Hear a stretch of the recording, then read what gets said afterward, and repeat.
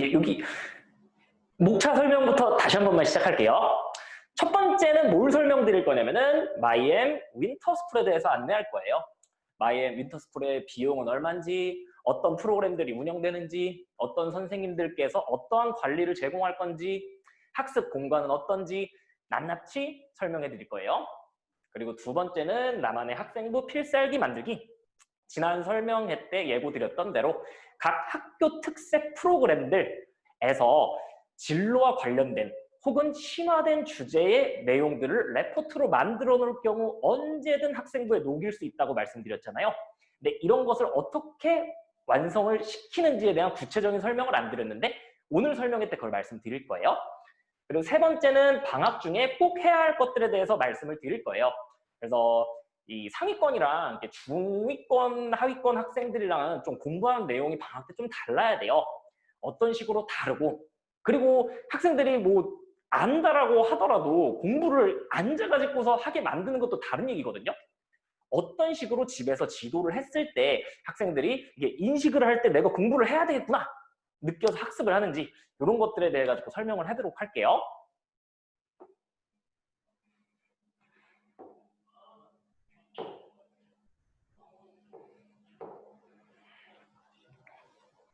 첫 번째는 마이앰 윈터스쿨에 대해서 안내를 한번 해볼게요. 오늘 사실은 이제 이 얘기를 들으려고 오신 분이 이제 대부분일 거니까요.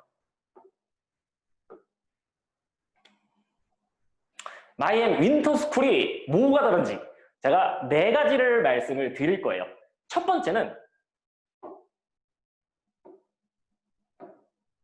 철저히 관리하는 학습 공간이라는 점이에요. 이 관리라는 게 어떤 건지 한번 말씀드려 볼게요. 사실 요 전자칠판이라는 거를 앞으로 제가 설명회 때 이제 계속 한번 써보려고 오늘부터 한번 써보려고 해요. 그래서 약간은 이 미숙한 점이 있다라고 해도 조금 이해 부탁드릴게요. 일단은 여기가 우리 스터디핏 공부하는 이 책상이거든요.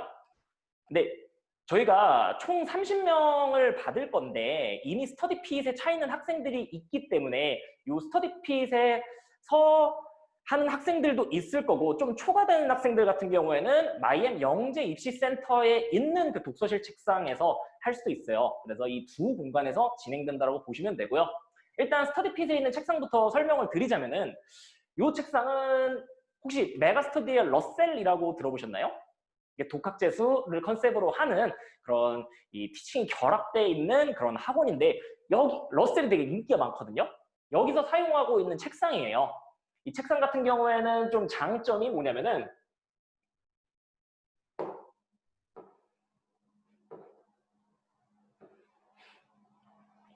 일단은 각 책상에 개인용 수납 공간이 비치가 되어 있어요. 그래서 방학 중에 뭐 스터디 카페를 이용한다라고 하면은 자기 책들 다 가지고 다녀야 되잖아요. 공부 스타일이 애들마다 다른데 한 과목을 한두 과목 정도를 하루에 진득이 할 수 있는 학생들도 있지만 이 한 과목을 오래 하면은 집중력이 떨어지는 학생들은 책을 되게 많이 갖고 다녀야 되잖아요. 근데 그런 친구들 같은 경우에 책을 다 가지고 다니는 번거로움이 없을 수 있도록 자기 개인용 수납 공간인데 되게 넉넉하게 전 과목을 다 보관할 수 있을 정도예요. 그리고 이 의자 같은 경우에는 원래 제가 그 사무실에서 쓰던 의자가 이 사장님 의자 이거였는데 이게 오히려 조금 약간 허리가 뒤로 가서 좀 불편하더라고요. 근데 요게 약간 금액대가 있는 좀 좋은 의자인데 학생들이 오래 공부해도 허리가 아프지 않다라고도 많이 하더라고요. 이런 허리가 아프지 않은 의자도 지금 준비되어 있고요. 그리고 매일 청소 전문가들에 의해 가지고서 청소를 진행을 해요.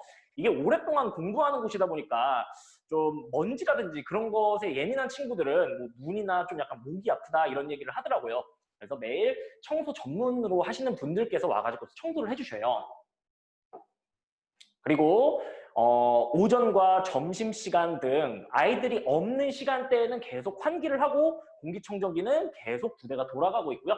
그리고 공기정화 식물을 통해 가지고서 공기정화 작업을 지속적으로 해가지고서 아이들이 최대한 이 오랜 기간 앉아 있는데 호흡이나 이런 것에 지장이 없도록 환경을 조성을 해놨어요.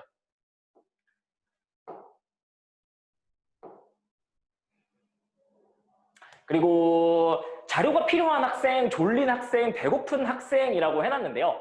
자료가 필요한 학생이란 말은 공부를 하다 보면 이제 모의고사나 혹은 이제 족보닷컴 문제나 이런 자료들이 필요한 학생들이 있거든요. 일단은 인터넷상에 있는 모의고사나 자기가 필요한 자료를 인쇄를 할 수 있는 것은 물론 저희가 일반적인 영어 학원들에서 다 쓰고 있는 그런 데이터베이스인 이그젠 포유에 있는 전체 문제를 다운을 받아가지고서 자료화를 해놨고요.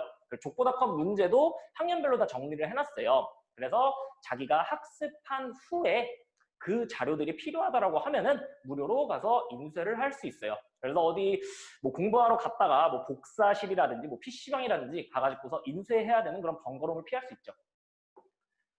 그리고 이 졸린 학생들 같은 경우에는 요 공간들은 이 스터디핏 안에 독서실 책상 외에 다른 책상들인데요. 요 책상에서 서서 공부를 할 수 있든지 아니면은 여기는 좀 시원하게 공간을 좀 유지를 하거든요. 그리고 이 시원한 공간 속에서 조금은 이제 잠을 깰 수 있도록 유도를 할 거예요. 거기다가 이 사실 잠은 저희가 CCTV가 모든 학생들이 공부하고 있는 것과 그리고 학생들의 상태를 모니터링할 수 있도록 많이 달아놨거든요. 그래서 이 CCTV를 통해 가지고서 학생들이 만약 졸고 있다라고 하면은 계속 상주하고 있는 관리 선생님께서 학생을 불러가지고서 좀 조는 것에 대해서 깨워주기도 하고 격려도 해주실 거예요. 그리고 간식을 보관하기 위한 냉장고가 비치되어 있어요. 그래서 여기다가 포스트잇에다가 이름 써가지고서 넣어놓은 다음에 근데 이 공부 시간과 쉬는 시간이 정해져 있는데 공부 시간에는 이게 이용이 불가능하고요. 공부 시간 50분, 쉬는 시간 10분 이 시간이 계속 이어질 건데 10분 쉬는 시간 동안에 나와가지고서 잠깐 간식을 먹는 건 가능해요. 그런데 그 10분 쉬는 시간에도 안에서 떠드는 건 금지가 되어 있어요. 왜냐면은 독서실 안에서 공부하는 친구들에게 혹시나 그러니까 쉬는 시간에도 공부하는 친구들이 작년에도 있었어요. 그런 친구들에게 좀 방해가 될 수 있기 때문에 음식은 안에서 간단하게 먹을 수는 있지만 떠드는 거는 밖에 나가서 떠들 수 있도록 지도를 하고 있어요.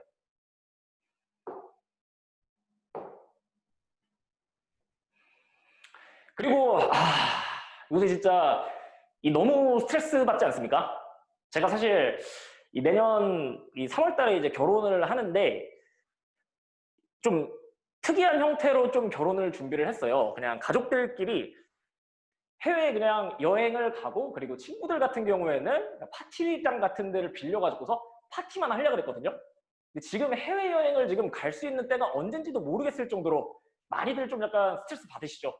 진짜 이 고3들 올해 막 볼 때마다 제가 정말 눈가가 촉촉해질 정도로 슬픈데 이게 모든 사람들이 좀 이제 힘든 시기죠. 그런데 여기서 중요한 거는 안 걸려야죠. 모든 사람이 안 걸리도록 노력을 해야 되고 특히 이 학원을 이용하고 독서실을 이용하는 학생들이 이 코로나에 절대 노출되지 않도록 해야 되는데요. 그래서 완벽하기 위해 노력은 하는데 가능한 완벽하게 코로나가 제로가 될 수 있도록 방역 작업을 해요. 입구 열 체크와 각종 방역 도구 비치는 뭐 당연하고요. 그리고 시에서 저희 이제 체크가 나왔을 때 항상 이제 통과할 정도로 이제 준수하는 방역을 이제 하고 있고요. 그리고 이게 솔직히 얘기하면 이것도 이게 학생들 보면 좀 안타까워요. 그러니까 저희도 무조건 이 독서실 내에서 이 마스크를 쓰도록 하거든요. 근데 8시간, 9시간 공부하다 보면은 이제 학생들이 살짝 마스크를 내리거나 하면은 근데 그렇다라고 하더라도 만에 하나를 대비해서 마스크가 조금이라도 내려가 있는 친구들한테는 마스크를 계속 쓰도록 유도를 하고 있어요. 그리고 거리두기, 요게 식사에 관련된 얘기인데 요게 스터디핏 같은 경우에는 일단 기본적으로 뒤에서도 설명을 드리겠지만 오전 9시부터 오후 6시까지 월요일에서 금요일까지는 무조건 스터디핏 안에서 공부를 해야 돼요. 학원을 갔다 오는 시간을 저희가 미리 조사를 할 건데 그 시간 외에는 스터디핏 내에서 무조건 공부를 하고 있어야 되고 그 시간에 만약 스터디핏 내에 있지 않으면은 바로 학생에게 전화를 하고 학생이 전화를 받지 않을 경우에는 학부모님에게 전화를 해가지고서 정해진 시간에는 학생들이 스터디핏에서 집중해서 공부할 수 있도록 하려고 해요. 그리고 그 중간에 학원을 갔다 올 때는 갔다 오고 그리고 12시에서 1시 정해진 시간에 우리가 밥 시간을 이제 줘요. 그러면은 사실 요새 이제 코로나가 이 1.5단계 이상일 때부터는 학원 내에서 이제 취식을 하는 게 금지가 돼 있어요. 그래서 원래는 도시락 먹을 공간을 마련을 해주는데 코로나 단계에 따라 가지고서 도시락을 먹을 수 있는 공간을 제공할지 안 제공할지 정해질 거고요. 식사 시간 12시에서 1시 사이, 그리고 만약에 저녁 식사 시간을 지정한 친구들은 이제 6시에서 7시 사이에 나가가지고서 밥을 사 먹거나 아니면은 집에 가가지고서 이제 먹고 오면은 돼요. 그런데 여기 도시락을 먹는 공간 같은 경우에도 만약 단계가 허락해서 도시락을 먹는다면 이게 지금 거리두기를 다 해가지고서 학생들이 최대한 이 코로나에 좀 노출되지 않도록 노력을 할 거예요.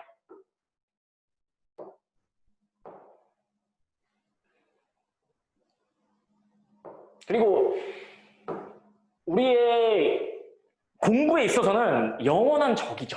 이게 사실 요거는 학생들만의 문제도 아니에요. 여기 이 앞에 주재근 베이커리 앞에 여기 횡단보도만 건너도 이게 어른들도 다 동영상 보면서 걸어다니고 사실 진짜 그렇잖아요. 저도 그렇거든요. 제가 일할 때 핸드폰을 옆에다 꽂아놓고 있으면은 한 번씩은 무조건 제가 일상적으로 하는 것들을 확인을 하게 되더라고요. 그래서 이런 연구 결과가 있어요. 그 교육학과에서 이제 연구를 한 건데 이게 뇌과학적으로 핸드폰이 꺼져 있다라고 하더라도 호주머니에 있으면은 집중력의 30% 이상이 손실이 된다라고 해요. 그럴 정도로 핸드폰 같은 경우에는 우리의 일부가 되었지만 우리가 공부나 다른 일을 할 때는 너무나도 방해가 돼요. 근데 너무 재밌잖아요, 사실. 그래서 이 저번 스터디핏을 운영할 때 같은 경우에도 핸드폰을 다 걷었는데 핸드폰을 공기계 하나를 이렇게 몰래 숨겨가지고 이렇게 본다든지 아니면은 뭐 저희가 이제 인터넷 강의를 볼 수 있도록 1인당 한 대씩의 이제 태블릿을 요번에 제공할 건데 저번에는 1인당 한 대는 아니었어요. 이 태블릿으로 정말 교묘하게 이렇게 무슨 화면을 조그맣게 조작을 해가지고서 다른 짓을 하는 친구들이 있더라고요.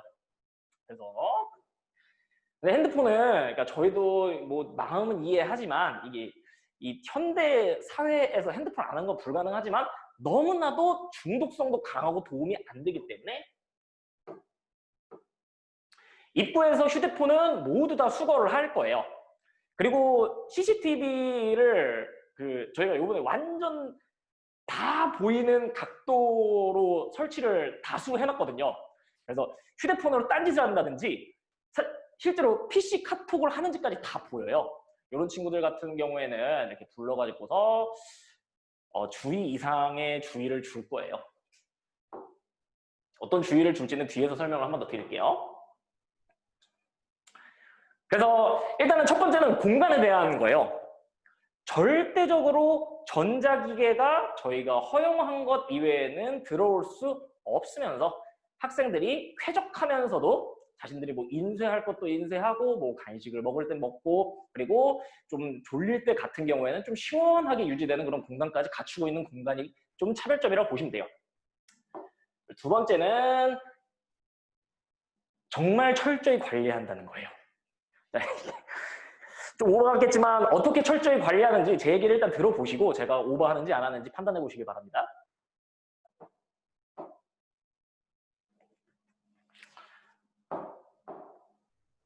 우선은 출결을 철저하게 관리를 해요. 입실할 때 그리고 외출할 때 퇴실 시에 저희가 학부모 앱을 초반에 학부모 오리엔테이션이랑 학생 오리엔테이션을 할 거예요. 요거 일정은 뒤에서 안내를 할 건데 그때 학부모 앱을 웬만하면 전부 다 까시도록 권장을 할 거예요. 그러면은 요 앱을 깔면은 입퇴실 그리고 외출할 시에 학생이 지금 외출했습니다. 이런 것들이 다 나와요. 그리고 이 입출결 상황을 저희가 계속 모니터링을 할 거거든요. 학생이 지금 여기 있다라고 했는데 자리에 없는지 이런 것들을 최소 15분에서 30분, 15분 간격으로 체크를 할 거예요. 그래서 만약 학생이 없다라고 하면은 연락을 할 거고 어차피 그리고 입구에 담당 선생님이 계셔서 나갈 때 외출 사유도 다 물어볼 거예요. 근데 이제 외출이 잠깐 그러니까 너무 배가 아파서 이제 화장실을 갔다라고 했는데 시간이 길어진다든가 이런 경우에는 연락을 하는 거죠. 그러니까 걱정돼서 하는 거예요. 이게 뭐 쥐잡듯이 시작했다는 게 아니고요. 이 스터디핏 자체가 컨셉이 이런 거예요. 물론 절대 엄숙하고 이 학습 공간 내에서는 집중해서 공부해야 되지만 공부 자체가 사실 저도 해봤고 부모님들도 해보셔서 알지만 너무나도 어렵고 힘든 거기는 해요. 이런 어렵고 힘든 거를 최대한 격려하고 동기부여를 해서 힘내서 끌고 가자라는 게 이제 컨셉인 거죠. 그럼에도 이제 너무 방해되는 친구들 같은 경우는 저희가 통제를 할 거고요. 그래서 이런 것들도 그 학생들한테도 그 오리엔테이션을 할 때 미리 얘기를 할 건데 이런 게 뭐 모니터링 하는 게 이게 나쁜 게 아니라 정말 이 방학 때 언젠가는 우리가 한 번쯤은 열심히 살아야지 그래도 성장을 하고 성취를 해서 이걸로 저희의 이 밥도 만들고 그리고 주변 사람들한테 인정도 받고 이런 기회가 오잖아요. 그러기 위해 너무 좋은 기회에 혹시나 그냥 많은 유혹이라든지 잠깐 나갔을 때 이 게을러져가지고서 다른 데 가서 놀고 온다든지 이런 습관을 좀 교정하는 좋은 기회라고 이제 설득을 할 거죠. 그래서 이게 괜히 하는 얘기가 아니라 저번에도 이게 한번 잠깐 화장실을 갔는데 근데 뭐 화장실을 간다 그러는데 어떻게 말려요? 근데 화장실을 간다 그랬는데 한 40분 나갔다 오는 친구들 그런 친구들이 있거든요. 그래서 이렇게 지난번 같은 경우에는 뭐 이런 거를 전화까지는 안 했는데 요번에는 전화까지 해가지고서 철저하게 최대한 이 다른 곳으로 새는 시간들이 누수되는 시간들을 좀 막아보려고 할 거예요.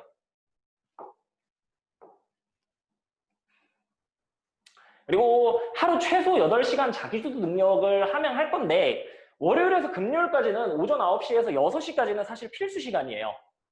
그래서 학원도 웬만하면은 저희가 오리엔테이션 때 말씀드릴 거지만 좀 저녁으로 빼는 거를 좀 권장을 드릴 거예요. 여기 학원에서 제가 지금 이 설명회를 하고 있는데 이런 얘기를 하면 안 되지만 학원에서 사실 듣는다 그래가지고 성적이 오르는 게 절대 아니거든요. 학원에서 들은 거를 자기 걸로 만드는 시간이 필요한 거고 그거를 자기 걸로 만든 다음에 혹시나 모르는 것들을 체크해서 학원에 다시 질문을 할 수 있기 위해서는 오랜 시간 자기 자리에 앉아 있어야 돼요. 사실 좀 이게 제 개인적인 생각인데 광명시에 이게 야자가 부활하면은 훨씬 더 입결일과 학생들의 학업 역량이 올라가지 않을까라는 좀 생각도 하기는 해요. 근데 앉아있는 것 자체를 지금 광명시 중학교 1학년 때 무슨 자유학기제 1학년 자유학기제에다가 뭐 일단 코로나로 인해 가지고 지금 시험도 좀 약간 뜨뜻미지근하고 뭐 경쟁력 있는 뭐 여타 한 2개의 중학교들 같은 경우에야 학교에서 시험이 어렵다거나 좀 약간의 분위기가 형성돼서 공부를 하지만 사실 공부를 좀 안 하는 그런 중학교 친구들 같은 경우에는 지금 뭐 90점이 넘어서 올 A 정도가 나오는 친구들이 저한테 상담을 와도 시험 기간을 빼고는 자기가 앉아가지고서 스스로 자기주도 학습을 2시간도 못하는 친구들이 되게 많아요. 근데 이런 친구들 같은 경우에는 사실 연습이 안 된 거거든요. 연습을 해야 돼요. 앉아있는 시간을 늘리는 연습을 해야 돼요. 한 명 제가 예를 들어드리자면은 여기 그 가림중 다니는 학생이 저번 윈터스쿨부터 이제 저희 여기를 이용을 했어요. 사실 이제 어머님께서 저한테 아니죠. 이거 어머님이 하신 게 아니라 학생이 저한테 정말 이거를 한 전과 후로 자기가 바뀌었다라고 얘기를 하고 실제로 이게 평균 같은 경우에도 거의 막 한 15점에서 20점 가까이가 올랐어요. 원래 막 B랑 C가 많이 섞여 있던 친구였는데 이번에는 중국어 빼고는 이제 올해가 나올 거거든요. 그래서 이 친구 같은 경우에도 맨 처음에는 이렇게 앉아있는 거를 정말 힘들었어요. 오랜 시간 앉아있는 거에 대해 가지고서 저항력이 낮았는데 지속적으로 설득을 하고 앉아있는 게 얼마나 의미가 있는지 그리고 가장 중요한 거는 성적이 한번 올라가야 돼요. 공부는 원래 정말 재미가 없거든요. 근데 재미가 있으려면은 한 번은 성적이 잘 나와서 자기가 성장했다는 기분을 느끼고 그거를 어머님이랑 공유해가지고서 자기 성적 때문에 집에서 파티를 한번 하는 이 자기가 잘할 수 있다는 그런 믿음이 되게 중요하거든요. 이게 뭐 작은 폭이든 큰 폭이든 어쨌든 자기가 성장하는 경험을 좀 해줘야 돼요. 그래서 그 친구 같은 경우에는 정말 잘 된 케이스인데 그러기 위해서는 오랜 시간 자기가 앉아서 자습하는 거는 사실은 필수예요. 그렇기 때문에 이 월요일에서 금요일 오전 9시에서 6시 사이에는 웬만하면은 학원에 가지 않고 이 스터디핏 공간에서 자습을 할 수 있도록 할 거예요. 그리고 요 학부모 학생과 협의된 시간 관리라고 하는데 요 스터디핏 같은 경우에는 요 오후 6시에 닫는 게 아니라 오후 6시부터 저녁 10시까지도 이용을 할 수 있고 주말에도 오전 9시부터 저녁 10시까지 이용을 할 수 있어요.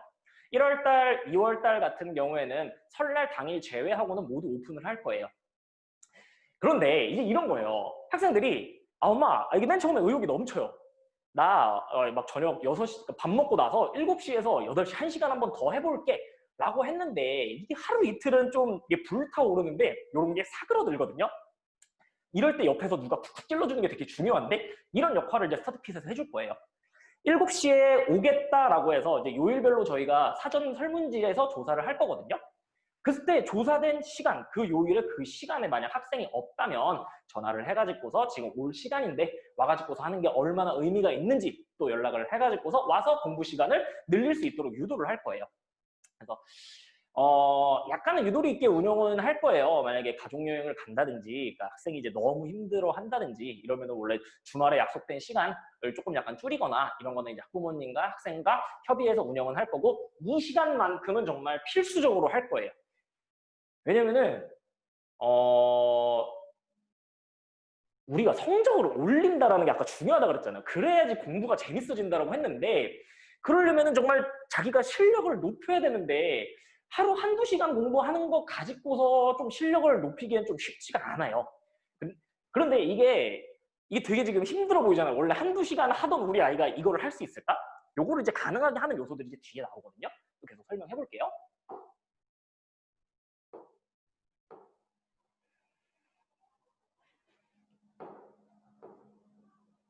자, 요거 아까 말씀드린 거죠.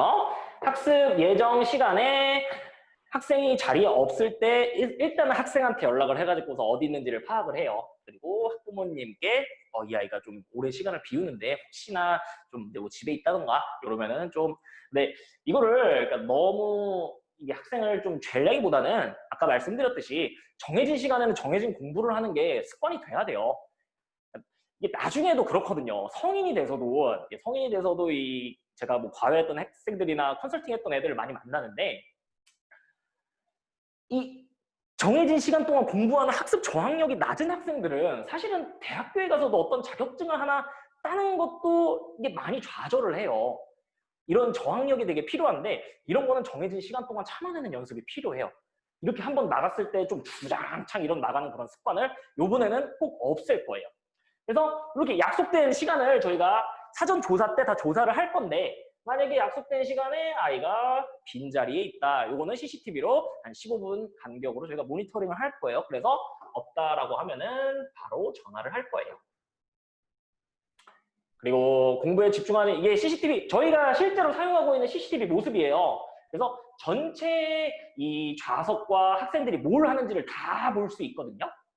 그래서 만약에 딴짓을 하거나 좀 잠을 잔다거나 뭐 PC 카톡을 한다든가 이런 친구들은 이제 불러가지고서 격려 및 주의를 줄 거예요. 자, 세 번째. 제 설명회를 들어보신 패턴상 여기에서 뭐가 나올지 예측하시는 분들도 계실 텐데요. 정말 아주 철저히 관리하는 학습 공간이에요. 자, 얼마만큼 또 관리를 하냐. 이런 학생들이 있어요. 막상 자기가 오늘만도 제가 지금 요거 윈터스쿨 관련 문의를 전화를 6통 정도 받았거든요. 그 중에 이제 한 분 어머님께서 이제 중1에서 중2로 올라간다라고 했는데 중1에서 중2 올라갈 때 뭘 해야 될까요? 그리고 예비 고1인데 우리 아이가 철상중 기준으로 봤을 때 한 B가 한 2개 정도 나와요. B가 2개 정도 나왔는데 이게 수학이랑 영어예요. 근데 얘가 그래도 나는 환경이 중요하다라고 생각해가지고서 북고를 가겠다라고 했어요. 그럼 이제 어머님들도 이제 이렇게 들으신 얘기가 있잖아요. 북고를 간다라고 하면 영어 서술형은 어렵다던데. 그래도 이게 개념서는 오답 횟수 2번은 채우고 그런 다음에 유형서 오답 횟수 2번 채운 다음에 그리고 마지막으로 1등급 만들기라든지 혹은 일품이라든지 이 어려운 책 같은 경우에도 한 2번 정도는 돌려야지 많이 그래도 북고에서 이과 가서 최상위권을 할 수 있다. 이런 얘기를 들으시고 나면은 대체 수학 플랜은 어디까지 어떤 책으로 해야 될지 물론 학원에서 많이 케어를 해주겠지만요. 영어 서술형 같은 경우에는 어떤 책으로 얼마만큼 공부를 해야 되는지 그럼 모의고사 같은 경우에는 언제 이 친구가 모의고사 시험을 본 다음에 모의고사 약점 분석을 해서 어떤 공부를 추가해야 될지, 학원에서 혹시나 배우고 있는 것들을 자기 걸로 만들고 있지 못하는 건 아닌지, 학원에서 배우는 내용들이 우리 아이가 좀 배우기에는 난이도가 높아 보이는데 진짜로 그 난이도가 우리 아이에게 적합한 건지, 이런 것들, 이 고민이 되실 거예요. 자, 그래서 스터디핏에서는 주 3회 컨설턴트랑 계획을 수립을 할 거예요. 그래서 요거는 제가 실제로 저희 학생, 이 친구 같은 경우에는 이제 유모 학교를 다니는 친구인데, 이 친구는 약간 속도가 조금 약간 느린 친구예요. 그런데다가 양을 정확하게 설정해주지 않고 너 한 이런 것들이 필요해 라고 했을 때는 달성률이 상당히 낮은 친구예요. 자기가 주관적으로 봤을 때 괜찮다라고 생각하는 공부의 양이 정말 상상 그 이상으로 적어요.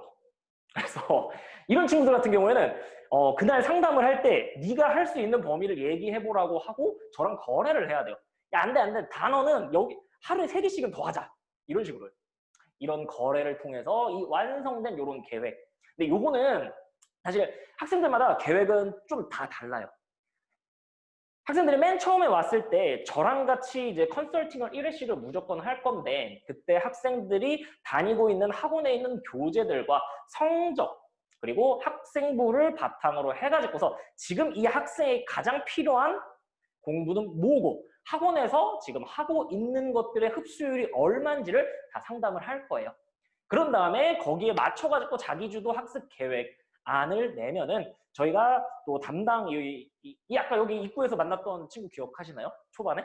그 친구가 그 선생님 계시냐고, 그 선생님 계시면 오고 싶다라고 얘기를 했는데, 그 선생님이 계시거든요. 그 선생님들 2분이 계신데, 한 분은 이제 이 외대부고 아시죠? 이제 외대부고 나와서 이제 고려대 출신의 교육을 좀 받으신 이제 컨설턴트 분이시고, 한 분은 그 광희고 출신의 이제 전교 이제 2등이셨는데, 그래서 한양대 교육공학과를 나오신 이런 컨설턴트 분들이에요.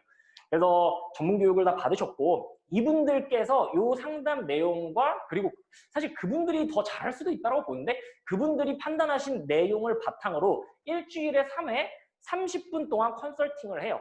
그때 일단은 가장 중요한 거는 그 학생에게 가장 필요한 학습이 무엇인지 진단을 해가지고 알려줄 거예요. 그래서 이런 학생들도 있는 반면에, 사실 최상위권 친구들 같은 경우에는 이 수능 얘기를 하니까 또 조금 약간 숙연해지는 게, 제가 또 컨설팅하는 친구들 중에 요번에 아쉽게도 이게 박명시에 이게 수능만 잘 보면은 이 좀 더 대학을 높여갈 수 있는 기회들이 많은데 이런 거를 못하는 최상위권 친구들도 좀 있거든요. 그러니까 중하위권 친구들이 이제 막 수능을 막 정시 역량을 확 올린다 이런 건 아니기 때문에, 그 친구들은 이제 내신에 대한 준비를 하기 위해서 약점이 어딘지 분석해서 이 계획을 짜줘야 되지만, 이 최상위권 친구들 같은 경우에는 수능 역량을 확 올려놔야 돼요. 수능을 공부할 때는 어떤 식으로 공부를 해야 되는지. 그러니까 지금 이제 저희 상담 선생님들 같은 경우에는 뭐 사실 저도 제가 정시로 일단 대학을 간 데다가 그 2분 같은 경우에도 일단 정시로 최소 이제 2등급 이상은 하시던 분들이기 때문에 정시에 관련된 커리를 짜고, 그 커리에 대한 학습법을 통해 가지고서 자기가 그 정시를 잘 보기 위한 학습을 흡수를 하고 있는지를 이제 판단을 하고, 그걸 반영해서 계획표를 짤 거예요. 다시 말해서 이 계획이 조금 학생들마다 좀 차별화가 되기는 할 거예요. 그런 다음에 이제 3회 이제 계획을 해요. 근데 뭐 계획만 짜면은 뭐예요? 사실 우리는 누구나 그럴싸한 계획은 가지고 있잖아요. 근데 그 계획을 좀 약간 실행하기에는 우리 주변에 수많은 이런 난관들이 있어요. 남자 친구들 같은 경우에는 이런 게 있어요. 그냥 선생님 제가 공부를 하다가 지우개에 대해서 그냥 뭐 떠올렸는데, 이 지우개부터 해가지고서 결혼해서 애 낳는 상상까지 가더라고요, 애들이. 진짜 이런 경우가 있어요. 그래서 이게 동기부여도 없고 좀 약간 목표도 없거나 이런 친구들은 그냥 생각을 하다가 딴 길로 새는 경우도 있고, 그냥 집중을 못하는 경우도 있고 하기 때문에 계속 확인하고 관리하는 것이 필요해요. 그래서 실제 그날 학습을 했나, 매일매일 확인이 가능한가, 이런 질문을 많이 해주시더라고요. 일단 저희가 쓰고 있는 학생들마다 한 명씩 이제 태블릿 비치가 될 건데 그 태블릿의 용도는 첫 번째는 인터넷 강의를 들을 수 있는 그런 용도예요. 그리고 두 번째는 똑플이라는 이제 어플을 저희가 사용하고 있는데 그 어플에다가 이렇게 선생님이랑 짠 계획을 다 입력을 해놓을 거예요. 그런 다음에 여기에 맞춰서 공부를 한 다음에 똑플 어플을 통해 가지고서 인증샷을 이렇게 찍을 거예요. 그럼 인증샷을 찍고 나면은 선생님들이 여기에 대한 피드백을 해주시는 거죠. 아이고, 저 이름을 가린다고 가렸는데 안 가렸네요, 저기. 그래서 제대로 했나? 근데 이제 이런 거예요. 아니 인증샷 보고 그냥 이제 피드백만 하는 걸로 괜찮나? 아, 이거 진짜로 옛걸로 만들었나까지 확인을 해야 되잖아요. 그래서 저희가 일주일에 3번이나 컨설팅을 하는 이유는 이러한 인증한 내용을 바탕으로 제대로 했나를 테스트를 하고 테스트를 하고 그게 잘 되어 있는지를 이제 평가를 할 거예요. 그리고 근데 이게 상담이 제대로 이루어지고 있는지 아닌지 어머님들께서 궁금하시잖아요. 그래서 아까도 통화했을 때 어머니께서 근데 그러면 애들이 제대로 했나 정말 이거 학부모한테는 피드백이 되나요? 라고 하셨는데 저희는 요게 지금 요 상담지거든요. 저희 상담한 내용을 이게 원래 4장짜리인데 거기에서 그냥 캡처한 거예요. 일반적으로 한 2-3장 정도 나오는데 그때 모든 상담 내용을 레포트의 형태로 전송하게 될 거예요. 그래서 지금은 이제 요 과제라는 카테고리고 원래 학기 중에는 이제 막 수행평가 그리고 학교 생활 그리고 공부 의지, 공부 시간 이런 카테고리가 다 있어서 공부하는 시간부터 뭐 공부 의지는 있는지 그리고 수행평가는 지금 어떤 식으로 해야 되는지 학교 생활에 있어서는 뭐 광명북도는 뭐 심화주제 탐구가 요번에 지금 아직도 안 하고 있거든요. 이거를 지금 어떤 식으로 운용을 해야 되고 그리고 광명북도는 뭐 기말고사 끝나고 이제 발표하라고 하는데 이걸 미리 선생님한테 어떤 식으로 상담을 해야 되는지 토하고 같은 경우에는 요번에 비전맵이 좀 약간 바뀐 거 아세요? 비전맵이 원래 진로 활동에 적혔거든요. 근데 이번에는 비전맵 활동한 게 자율 활동으로 가고 그리고 비전맵 발표라고 해서 새로운 게 생겼어요. 이게 진로 활동에 들어가요. 그렇다는 거는 이 원래 그 비전맵은 총 6개를 하거든요. 그 6개가 자율 활동으로 갔다는 거예요. 그러면은 요거는 제목밖에 안 들어간다는 거예요. 근데 지금 요 진로 비전 발표 같은 경우에는 진로 활동으로 가가지고 그게 엄청 비중 있게 다뤄진다는 건데 이거를 맨 마지막에 발표를 하니까 애들이 좀 약간 방심을 하더라고요. 그래서 이런 것도 상담을 해서 원래는 이제 학기 중에 이제 다 잡아주는 건데 요거를 이 방학 도중에는 학습에 정말 집중을 해가지고서 과목 하나당 지금 학습에 어디가 비어 있는지를 점검을 해가지고서 컨설팅을 할 거예요. 그리고 이거는 뭐 당연한 건데 이 절대 엄숙이에요. 그래서 뭐 떠드는 친구들 같은 경우에는 떠드는 거는 절대 안 돼요. 뭐 사실 지난번에도 사실 뭐 떠드는 거는 뭐 거의 없었고요. 근데 뭐 저희가 뭐 격려해서 이게 힘든 공부를 이길 수 있게 아이들을 이끌겠지만 그래도 여기 분위기를 너무 흐리는 친구가 있을 수 있어요. 그런 친구도 솔직히 말씀드려요. 이제 그런 친구는 저번에도 좀 못 버티고 자기가 나가기는 했거든요. 근데 그 친구를 제가 막 진짜 격려를 얼마나 했는지를 몰라요. 이게 정말 이 떠들 시간에 공부 하나 하는 게 네 인생에 좀 약간 의미가 있는데 물론 얘가 뭐 다른 거 할 거에 대해서 자기가 성장할 만약 계획이 있어요. 그럼 내가 서포트를 해주겠다 그랬는데 이런 것도 없는 친구들이 있는데 이제 친구들이랑 떠들고는 싶어서 한두 번 정도 좀 걸린 친구가 있는데 그 친구는 자기가 나가긴 했는데 어쨌든 저희는 떠드는 친구들 같은 경우에는 만약에 있다면은 엄중하게 관리를 할 거예요. 그리고 얘기가 나와서 그냥 또 이게 녹화가 돼서 원래 이렇게 잡설을 많이 하면 안 되는데 그러니까 저는 그렇게 생각을 해요. 애들이 뭐 공부를 하는 것도 괜찮은데 공부 말고 다른 거에 얘가 정말 미쳐 있어요. 그럼 잠깐 저는 그게 맞나 아닌가 밀어주는 것도 괜찮다라고 봐서 이렇게 좀 키도 좀 괜찮고 좀 잘생긴 남자애가 저한테 선생님 저 아이돌 해보고 싶다라고 해가지고서 걔랑 노래방 가서 이게 노래 보라 그랬더니 이거 막 고음도 막 잘 찢어지고 막 좋더라고요. 그래서 그 친구를 이제 아이돌 시험을 보게 했는데 걔가 가서 시험 보고 오더니 선생님 공부해야 되겠대요. 근데 왜 그랬냐 뭔 말을 들었냐 그랬는지 끝까지 얘기 안 해줬는데 걔가 공부해서 홍대 갔어요. 지금 상담하는 친구도 이게 2달 전에 자기 프로게이머 한다고 그래서 이제 부모님이 그러니까 제가 한번 얘기를 했죠. 너 그러면은 네가 하고 있는 게임 랭킹 이만큼 내가 2시간 줄 테니까 달성해봐라 라고 했는데 이게 걔도 이렇게 해보더니 좀 선생님 이거 아닌 것 같다. 그러고 와가지고서 다시 공부는 해야 되겠다라고 해서 이제 공부를 하더라고요. 근데 이제 개인적인 가치관인데 어쨌든 근데 이렇게 자기가 뭔가를 해보겠다라는 생각이 없으면은 이 대한민국에서는 이 공부만큼 효율적인 게 없기는 해요. 그러니까 누구나 성실한 사람들을 좋아하잖아요.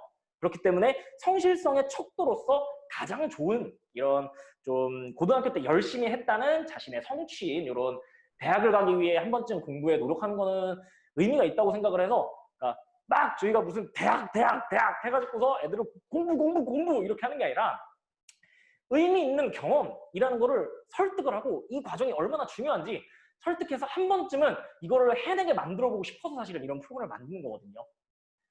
얼마나 힘들긴 하겠어요. 사실 아침 9시부터 6시까지 하니까요. 근데 이제 저희가 시간 엄수는 필수예요. 근데 시간 엄수를 안 하는 친구들 같은 경우에는 저희가 체크를 해가지고서 3아웃 제도를 실시를 할 거예요. 그러니까 지나치게 그러니까 점심시간을 뭐 너무 초과해서 사용한다든지 이러면요. 근데 솔직히 그래요. 애들이 막 지금 애슐리는 문 닫았지만 막 두끼 같은 데 가가지고서 두끼 먹으라고 했는데 거기서 떡볶이 한 번 그냥 한 끼만 먹어도 한 45분 흐르는데 거기 지금 볶음밥까지 얼마나 먹고 싶겠어요. 그러니까 그런 경우가 사실 저번에 불만으로 발생을 하더라고요. 그래서 제가 애들한테 한번 제시를 해봤어요. 야, 너네 그러면은 내가 한 달에 2번은 그렇게 좀 먹고 올 수 있게 해줄게 라고 했더니 딱 그 2개의 찬스 때문에 일찍 들어오더라고요. 그래서 이거는 아예 막지 말고 아이들한테도 자기가 가고 싶을 때 2번쯤은 이렇게 먹고 싶은 거 좀 오랫동안 먹게 해주자 라는 취지로 이렇게 연장 쿠폰은 개인당 월 2매씩 이렇게 만들 거예요. 근데 요거는 이 갔다 와가지고서 사후 처리는 안 돼요. 미리 제출을 하고 가야 되고 여기다가 굳이 사용 안 해도 됨이라고 썼지만 안 사용하는 친구가 없겠죠? 그리고 이거 사전에 학부모님과 협의된 시간은 이제 벌점에 포함되진 않아요. 그래서 뭐 어머님이랑 뭐 가족 식사를 이제 해야 되는데 막 뭐 잔치하고 있는데 뭐 일찍 들어오고 그럴 수는 없으니까요. 그래서 어머님께서 미리 연락을 주시면 이건 당연히 누리 있게 협의를 할 거고요. 이런 것들은 저희가 이제 3아웃 제도를 할 거예요. 이건 다른 학생들에게 너무 피해가 가기 때문이에요. 잡담하는 거, 휴대폰 반입하는 거. 그래서 이게 좀 웃긴 건데 이거 휴대폰 반입하잖아요. 그러면 그 옆에 있는 애가 와서 사실은 조금 이제 그런 게 좀 불편하다고 얘기는 하더라고요. 그러니까 다른 친구들은 자기는 이제 반납하고 좋은 분위기를 만들려고 하는데 이런 게 좀 불편하게 느낄 수 있거든요. 그래서 이런 거는 강력하게 제지할 거예요. 그리고 노트북 패드로 이제 막 엄한 짓 하는 친구들이 있어요. 이게 롤 보고 막 까뚝하고 막 그러더라고요. 그래서 이게 관리를 한다고 그때도 계속 막 돌고 그랬는데도 한 친구가 있어서 이번에 CCTV를 그래서 저렇게 많이 달아놓은 거예요. 실제로 이렇게 책을 파가지고서 스마트폰을 보는 친구가 있대요, 학교에서. 이게 인터넷 떠도는 짤인데 그 명문고 다니는 그 제가 가르치는 학생인데 이거를 진짜 하는 애가 있더라고요. 그리고 이게 뭐 아웃 제도만 있어서 뭐 하겠습니까? 학생들한테 동기부여가 될 수 있는 마일리지 제도도 있어요. 그래서 마일리지 제도에는 일단 정해진 시간 6시까지 학습하면 이거는 그냥 당연히 다 하는 거라서 당연히 하는 거지만 열심히 하는 거라도 점수를 주고 싶어서 이것도 점수를 주는 거고요. 그리고 상담 선생님이랑 이제 상담을 했을 때 과제 통과 정도를 상중하에 나눠가지고서 통과 정도에 따라가지고서 또 상점을 줄 거고 그리고 상담 선생님 과제 통과 상을 2주 동안 사실 뭐 하루 이틀이야 누구나 이제 파이어 돼가지고 열심히 할 수 있지만 오랫동안 유지하는 게 힘들거든요. 그래서 이제 오랫동안 유지한 친구들한테는 그만큼의 값어치가 있는 상점을 줄 거고 그리고 저희가 아까 똑플 앱에서 공부 인증을 매일매일 한다 그랬잖아요. 그래서 인증을 하루 공부 계획한 거를 모두 인증했으니 20점을 줄 거예요. 그리고 양식에 맞춘 독서로 제출이라고 하는데 저희가 책 읽는 것을 되게 많이 유도를 하고 학생부 종합전형 이제 특강을 할 건데 여기에서 그러니까 책 읽는 거의 중요성을 강조할 텐데 쉬는 시간에 책을 만약 쉬는 시간이 아니죠. 그러니까 하루에 그 9시간 중에서 30분 정도는 무조건 책을 읽는 시간으로 유도를 할 거예요. 그리고 책을 읽었을 때 읽는 거는 괜찮은데 사실 쓰는 게 되게 귀찮거든요. 근데 그런 거를 정리를 안 해놓으면은 나중에 학생부에다가 이거를 녹일 때 쓰지를 못해요. 그래서 독서록 쓰는 법도 다 안내를 할 건데 이 독서록을 양식에 맞춰서 제출했을 경우에는 또 20점을 줄 거예요. 그리고 6시 이후에 추가 학습하는 거는 그러니까 이거는 좀 많이들 참여했으면 좋겠어요, 사실. 이게 옛날에 뭐 광명독고나 진성고가 정말 입결이 높았던 이유 같은 경우에는 그러니까 저도 그랬거든요. 일단은 오전에 일찍 가가지고서 학습할 수 있는 그런 분위기가 있었고 그리고 야자를 했었죠. 야자가 10시까지 하고서 송백실이라 그래가지고서 그 광명북고 거기 4층에 또 독서실 하나 이렇게 해놓은 데 있거든요. 거기에서 12시까지 공부를 할 수 있었어요. 그러니까 거기에서 진짜 공부하는 친구들한테 저도 엮여가지고서 그래서 이 중학교 때의 공부를 그렇게 잘하지 않았던 그래서 원래 북고 커트라인은 한참 모자랐지만 들어가서도 이게 따라가니까 역전이 되더라고요. 걔들이랑 같이 동화가 돼가지고서. 그래서 이런 거는 사실 상담할 때마다 계속 설득은 할 거예요. 그래서 이런 것들을 종합해가지고 마일리지를 사용하는 선물을 이제 만들 건데 요거는 근데 이 선물 같은 경우에는 저희가 조금 더 논의를 해가지고서 그때 오리엔테이션 때 그 확정안을 말씀드릴게요. 근데 이런 마일리지 제도를 통해 동기부여를 할 거예요. 여기 시상도 할 거예요. 제가 PPT 만드는데 오래 걸리는 이유가 맨날 이런 거 이제 막 고민을 막 하나 상 고민하는데 한 5분 걸리거든요. 그래서 이 아주 좋은 현상, 요거는 이제 부상으로 에어팟 줄 거예요. 이 마일리지 같은 경우에는 그러니까 쌓으려 그러면은 자기가 정말 최선을 다해야 되거든요. 그래서 정말 최선을 다한 학생은 저는 에어팟 정도는 이게 괜찮더라고요. 저희 집에 약간의 층간소음이 제 방 위층에 얼마 전에 이사를 갔는데 있는데 이 애기가 그 매일 떠드는데 이거 에어팟 프로 끼니까 이게 완전 소음이 제거가 되더라고요. 괜찮더라고요. 그리고 부상 에어팟 무슨 소리 하는 거죠? 드릴 거고요. 그리고 두 번째는 이 학생은 그러니까 항상 거기 스터디핏에 있는 거예요. 작년에도 이런 친구들이 있었어요. 사실 이런 2번 친구들이 성적이 정말 많이 오르거든요. 그래서 한 명이 지금 떠오르는 한 명이 아니구나. 그때 항상 요 스터디핏을 작년 윈터에도 지키던 3명의 친구들이 있었거든요.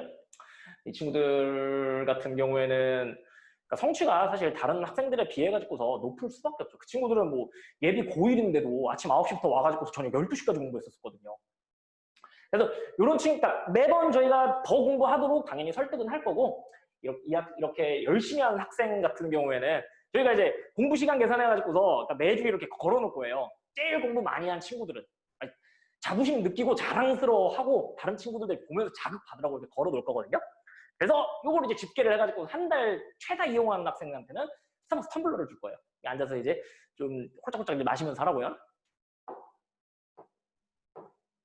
그리고 이제 나라보자 비상 같은 경우에는 이제 독서하는 학생한테 줄 거예요. 책 읽는 걸, 근데 이거 받으려고 뭐 이런 걱정하실 수 있잖아요. 이거 받으려고 공부 안 하고 책 읽을 그렇지는 않을 거예요, 절대로. 이제 그 정말 정해진 시간에 책을 이제 많이 읽어가지고서 이런 독서록을 제출하면 이게 정말 이게 무슨 의미가 있냐면요. 사실 수능은 당장 공부한다고 이게 성적이 이만큼 오르진 않잖아요. 내신도 사실 공부하면은 오르는 폭이 수능에 비해서는 크지만 막 2등급 막 이렇게 올리기가 정말 쉽진 않아요. 사실 다음 학기 때 한 0.5등급만 올려도 진짜 많이 올리는 거긴 하거든요. 그런데 이 독서 해놓고 요거 자료화 해놓은 다음에 세특이나 뭐 진로나 자율활동 이렇게 기재하는 거 있잖아요. 이거는 해놓기만 하면 웬만한 건 정말 다 기재가 가능해요. 이게 녹화가 돼가지고서 약간 이게 언어피셜이긴 한데 이게 막 어느 그 학교 같은 경우에는 어느 학교라고 하기에는 요번 학기에만 2학교가 그랬는데 원래 상탈 때 그 내용 막 이렇게 하면 안 되는데 그 상탈 때 열심히 했던 것들 같은 경우에도 이게 살짝 좀 기재도 해주고 막 그러더라고요. 어쨌든 그 학생이 정말 노력한 거는 근데 뭐 이거는 뭐 방금 것도 괜찮은 게 만약에 상탈 때 노력한 게 그때 안 적히잖아요. 그럼 다음 학기 때 다른 기회 때 이거를 약간 변형하고 주제를 다른 시점에서 봐서 사실 녹일 수 있기도 해요. 근데 어쨌든 이런 독서를 통해 가지고 자기 진로만 아니면은 심화된 주제에 관련해서 자료화를 해놓으면은 세특이 됐든 학생부 다른 파트에 됐든 언제든 녹일 수 있기 때문에 의미가 있어서 이런 상을 만든 거예요. 그리고 뛰어난 향상 요거는 이제 이게 약간 주관적이기 때문에 이게 좀 이거는 좀 치킨만 주려고 하는데 이렇게 작년에도 이제 보면은 이 친구는 초반에는 애가 막 어우 이게 될까 싶은데 이게 자기가 해보겠다고 막 영차 해가지고서 이렇게 성취가 되게 뛰어난 친구들이 있거든요.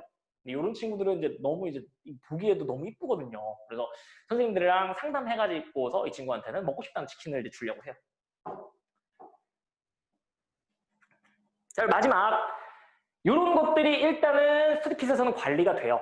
거기다가 마지막은 에이 설마 제가 차별화된 컨텐츠예요. 1, 2월 계획을 통해서 스터디핏 컨텐츠를 한번 알아볼게요. 일단 첫 번째 같은 경우에는 학부모 및 학생 오리엔테이션 후에 사전 설문지를 전달하고 사전 설문지 제출을 할 거예요. 사전 설문지에는 학원을 몇 시부터 몇 시까지 가는지, 그리고 지금 이때까지 막 설명했던 프로그램들 중에 막 토플 인증샷 막 이런 거 하는 거는 이게 괜히 우리 아이는 조금 약간 시간도 낭비되는 것 같아서 그냥 뭐 검사만 받겠다라고 하시는 분들도 있을 거거든요. 그리고 뒤에 이제 보면은 막 뭐 독수리라고 독해 프로그램, 스터디 큐라고 해서 수학 시험 보는 프로그램 이런 것들이 있고 모의고사도 볼 거예요. 근데 이런 프로그램들 중에서 자기가 원하는 것, 우리 애한테 필요하다고 생각하는 거를 취사 선택을 할 수 있어요. 근데 뭐 사실 저는 다 하길 권장은 드리는데, 그래서 이런 이제 사전 정보들을 이때다 취합을 할 거예요. 학원 시간까지 다 해가지고서요. 여기 12월 28, 29, 30일에 이루어질 거고, 요것도 온라인으로 이루어질 거예요. 이런 식으로 해가지고서요. 요건 제가 미리 촬영을 해놓을게요. 왜냐면은 이게 이렇게 실시간으로 하면은 뭔가 제가 왜 그런지 몰라서 흥분을 해서 그런지 막 너무 많은 정보를 드리려고 하다 보니까 항상 시간이 좀 오버가 되더라고요. 딱 할 것만 하려면 그냥 녹화로 하는 게 나을 것 같아서 요건 제가 한번 녹화로 한번 해볼게요. 그리고 이제 윈터스칼 개강을 하고 나가지고선 집중 상담 주간이라고 돼 있는데 요건 제가 할 거예요. 학생들 한 명당 한 40분 정도의 시간을 가지고 요 사전 설문 때 이제 요 되는 시간들도 다 조사를 할 거예요. 근데 웬만하면은 어차피 여기 스터디핏에 다 학원 시간 빼곤 다 있기 때문에 오전 시간부터 해가지고서 오후 시간까지는 다 있을 거기 때문에 상담 시간 조율이 어려울 것 같진 않은데, 요 주간에는 제가 학생들의 모든 학원 교재부터 해서 성적표부터 해서 앞으로의 공부를 어떤 방향으로 가야 될지에 대한 진단을 하나하나 해주고 요거를 다 레포트로 해가지고 보내드릴 거예요. 그 다음에는 12일 날에는 1차 모의고사를 볼 거예요. 뒤에서도 강조하겠지만 이 학생들의 좀 기준을 좀 잡아줘야 되는데, 기준으로 좋은 게 좀 시험이에요. 시험. 그러니까 내가 다음 중간고사를 위해서 지금 뭐 공부를 한다라고 하면 좀 멀게 느껴지는 거예요. 그래서 지금 네가 시험을 하나를 볼 건데 그 시험 때까지 어디를 공부하라고 목표를 찍어주면 애들이 잘 달리는 애들이 있거든요. 근데 대부분 아이들이 그래요. 그렇기 때문에 요 1차 모의고사를 볼 건데 이거는 제가 상담할 때 다 정해줄 거예요. 어떤 모의고사를 볼지요. 학생 수준과 수학 진도를 어디 나갔는지에 따라 가지고서 주어질 거예요. 그리고 이거 채점해가지고서 결과물을 보고 이제 어떤 학습을 해야 될지 같은 경우에는 담당 선생님들께서 이제 컨설팅을 해주실 거예요. 그리고 다음에는 학생부, 그리고 여기 내에 그러니까 저랑 지금 상담하는 것뿐만 아니라 일주일에 3번 선생님들이랑 컨설팅하는 거는 다 들어가 있는 거예요. 근데 요거는 기간을 이제 학생들마다 이제 뭐 요일별로 다르게 정할 거기 때문에 제가 여기에다가 반영은 안 해놓은 거예요. 다음번에는 이제 학생부 종합전형 특강인데 이 특강을 통해 가지고서 아이들이 학생부를 A to Z까지 저는 해보는 게 되게 중요하다고 생각을 해요. 그러니까 중학생들 같은 경우에도 이 중학생이 자사고나 외고에 가기, 그러니까 특목고에 가기 위해 가지고서는 자기주도 학습 전형이라는 걸 해야 돼요. 자기주도 학습 전형이 학생부 종합 전형이랑 똑같은 거거든요. 자기의 학업 역량과 진로에 대한 역량, 그리고 호기심을 충족해가는 과정, 그리고 리더십 등 이런 것들을 드러내줘야 되는데 그 중에서 가장 중요한 것이 학업 역량이에요.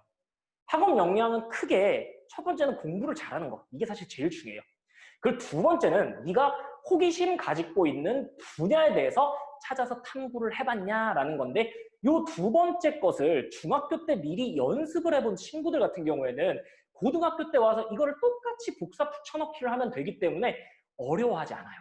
그리고 기회가 왔을 때 이거 진짜 기회다라고 생각해가지고서 자기가 준비한 거 다 녹이고 준비를 하지 않았더라도 연습했던 방법이 있기 때문에 그 방법대로 바로 도서관에 가고 DBPR에서 논문 찾아보고 이걸 어떤 식으로 레포트를 쓰는지 알기 때문에 레포트 쓰는 시간도 짧아지고 그래서 공부할 시간도 확보할 수 있고 이런 선순환이 이루어지는데 요거를 그러니까 딱 레포트까지만 써보는 것보다는 이 레포트가 자기소개서가 됐을 때 사실은 지금 중3 같은 경우에는 그러니까 자기소개서가 없어요. 근데 없음에도 불구하고 저는 자기소개서를 쓰게 시킬 거예요. 왜냐면은 자기소개서를 쓴다는 거는 자기의 활동이 얼마나 의미가 있고 내가 다른 사람한테 어필할 정도인지를 드러내주는 거거든요. 그러니까 이런 거예요. 이 자기소개서의 내용이 학생부의 곳곳에 들어가면 되거든요. 그러니까 자기소개서에 들어가야 되고 학생부에 들어가야 되는 게 네 가지예요. 내가 이 활동을 왜 하나? 이 활동이 무엇을 어떻게 하는 건데 얼마나 의미가 있나? 그리고 네 역할은 뭔데? 아, 그래서 이걸 보고 내가 배우고 느낀 점이 뭔데?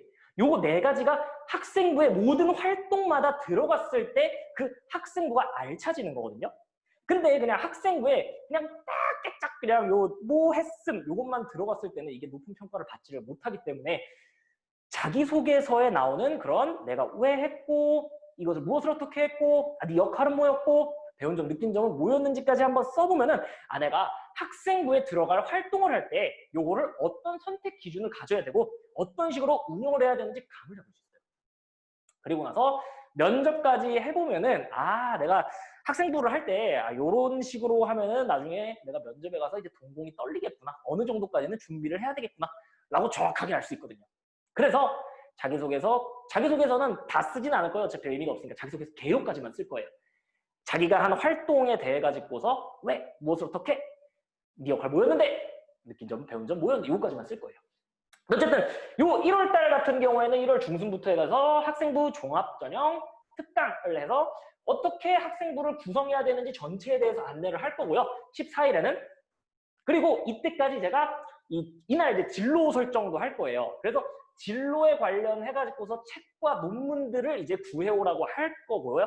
이때 이걸 이제 선생님들이랑 상담을 하고 그때 학생부 종합전형 특강 20일 날 이것들을 가져와가지고서 레포트 이것들 다 온라인으로 할 거예요. 이것들을 활용해서 어떤 식으로 이 학교 프로그램들에 녹이는 진로 레포트를 쓰는지 레포트에 대해서 상세하게 안내를 해줄 거예요. 그리고 이날 이제 25일에서 이제 29일 같은 경우에는 이제 담당 선생님들께서 레포트에 대한 개별 피드백을 상담 때 좀 더 무게를 둬서 해줄 거예요. 그런 다음에 29일 날 학생부 종합전형 특강에서 쓰라 그러는 레포트를 제출을 할 거예요.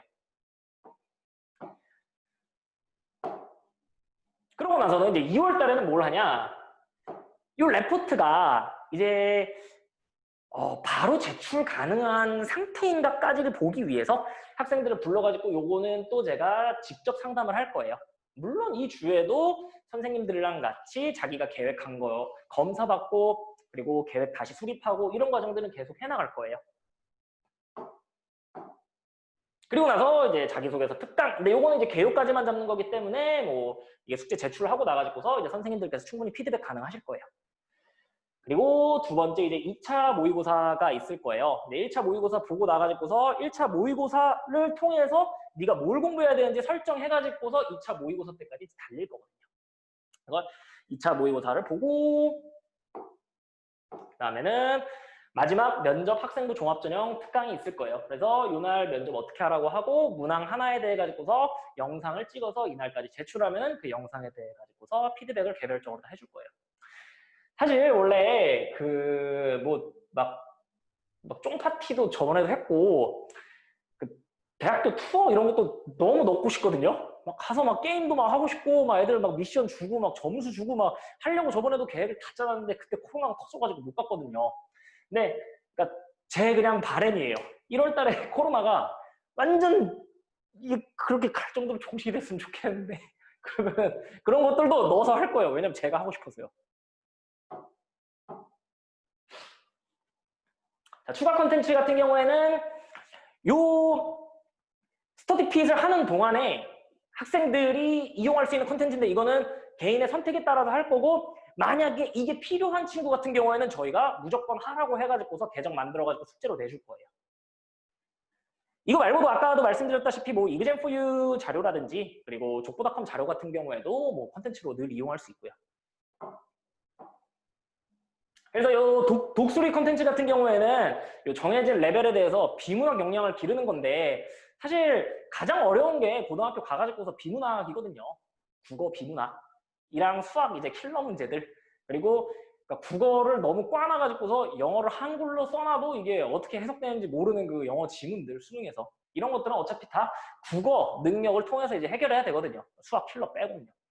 그래서 이런 능력을 기를 수 있는 이런 컨텐츠가 있어요. 그래서 하루 5분 동안 이 지문 하나에 대해 가지고서 어휘를 익히고 지문을 보면서 자기가 이 지문에 대해서 정확하게 이해를 한 다음에 그리고 지문 이해가 끝났다라고 하면은 그거에 대한 문제풀이를 하고 거기에 대해서 채점을 하고 그 결과를 이제 누가 기록해가지고서 자기가 얼마나 좋아지는지를 이제 볼 수 있는 이런 독수리 컨텐츠도 이용할 수 있어요. 그리고 이거는 수학시험 컨텐츠 스터디 큐라는 거예요. 스터디 큐 같은 경우에는 이제 학생이 이제 수학을 이제 학원에서 하고 왔어요. 근데 이제 진짜 제대로 했나? 한 번쯤 이제 점검하고 싶잖아요. 그럼 이제 학원에서도 시험을 보겠지만 또 다른 유형의 시험을 통해 가지고 점검을 하면 좋기 때문에 이런 시험지를 제공을 하고 그 시험지를 저희가 이제 내주면은 그 개인용 이제 그 태블릿이 다 있잖아요. 거기에 이제 요 스터디 큐라는 어플리케이션을 깔 거거든요. 어플리케이션에 가면 이렇게 시험이 출제가 돼 있어요. 그러면은 요거 클릭하면 이렇게 OMR 카드로 해서 시험 볼 수 있거든요. 자, 시험을 보고 나가지고서 틀린 문제 같은 경우에는 요 앱 어플에다가 강의 번호를 입력하거나 QR코드를 입력하면은 강의를 볼 수 있어요. 이렇게 손글씨로 강의해주고 목소리가 다 나와요. 그러고 나서 틀린 문제들에 대해 가지고서는 사실 제가 그 오답 횟수 맨날 강조하잖아요. 설명회 때마다. 수학 문제를 풀고 나가지고 한 번 풀고 틀리고 선생님이 설명하고 넘어간 문제 같은 경우에는 이 친구가 다시 풀었을 때 맞출 확률이 제가 30%도 되지 않아요. 무조건 다시 풀어가지고서 스스로 아무 도움도 없이 한 번 풀어야지 그게 오답 횟수를 한 번 채운 거거든요. 근데 이런 거를 도와주기 위해 가지고서 틀린 문제에 대해 가지고서 유사 유형에 대한 문제를 푸는 클리닉지를 줄 거고 이걸로 재시험을 볼 거예요. 그리고 이제 코로나가 단계가 이제 격상돼 가지고서 만약에 이게 코로나 게 격상돼서 집에 있다라고 하면은 아니 믿고서 사실은 저희한테 이제 맡겨 주셨는데 애들이 또 집에 가면 어떻게 되겠어요? 집에 갔어도 이제 막 스터디 핏이라는 거에 막 동화돼 가지고서 막 옆에 관리하는 사람이 없다라고 해도 열심히 할 확률이 얼마나 낮은지는 잘 아실 거예요. 그렇기 때문에 사실 이게 짤을 아까 구하려고 했는데 여기 뒤에서 이렇게 학생이 공부하고 있는 거를 찍을 수 있도록 이제 거치대를 사가지고서 거치대로 스마트폰을 그럼 사용도 못 하잖아요. 자기 스마트폰으로 찍으니까.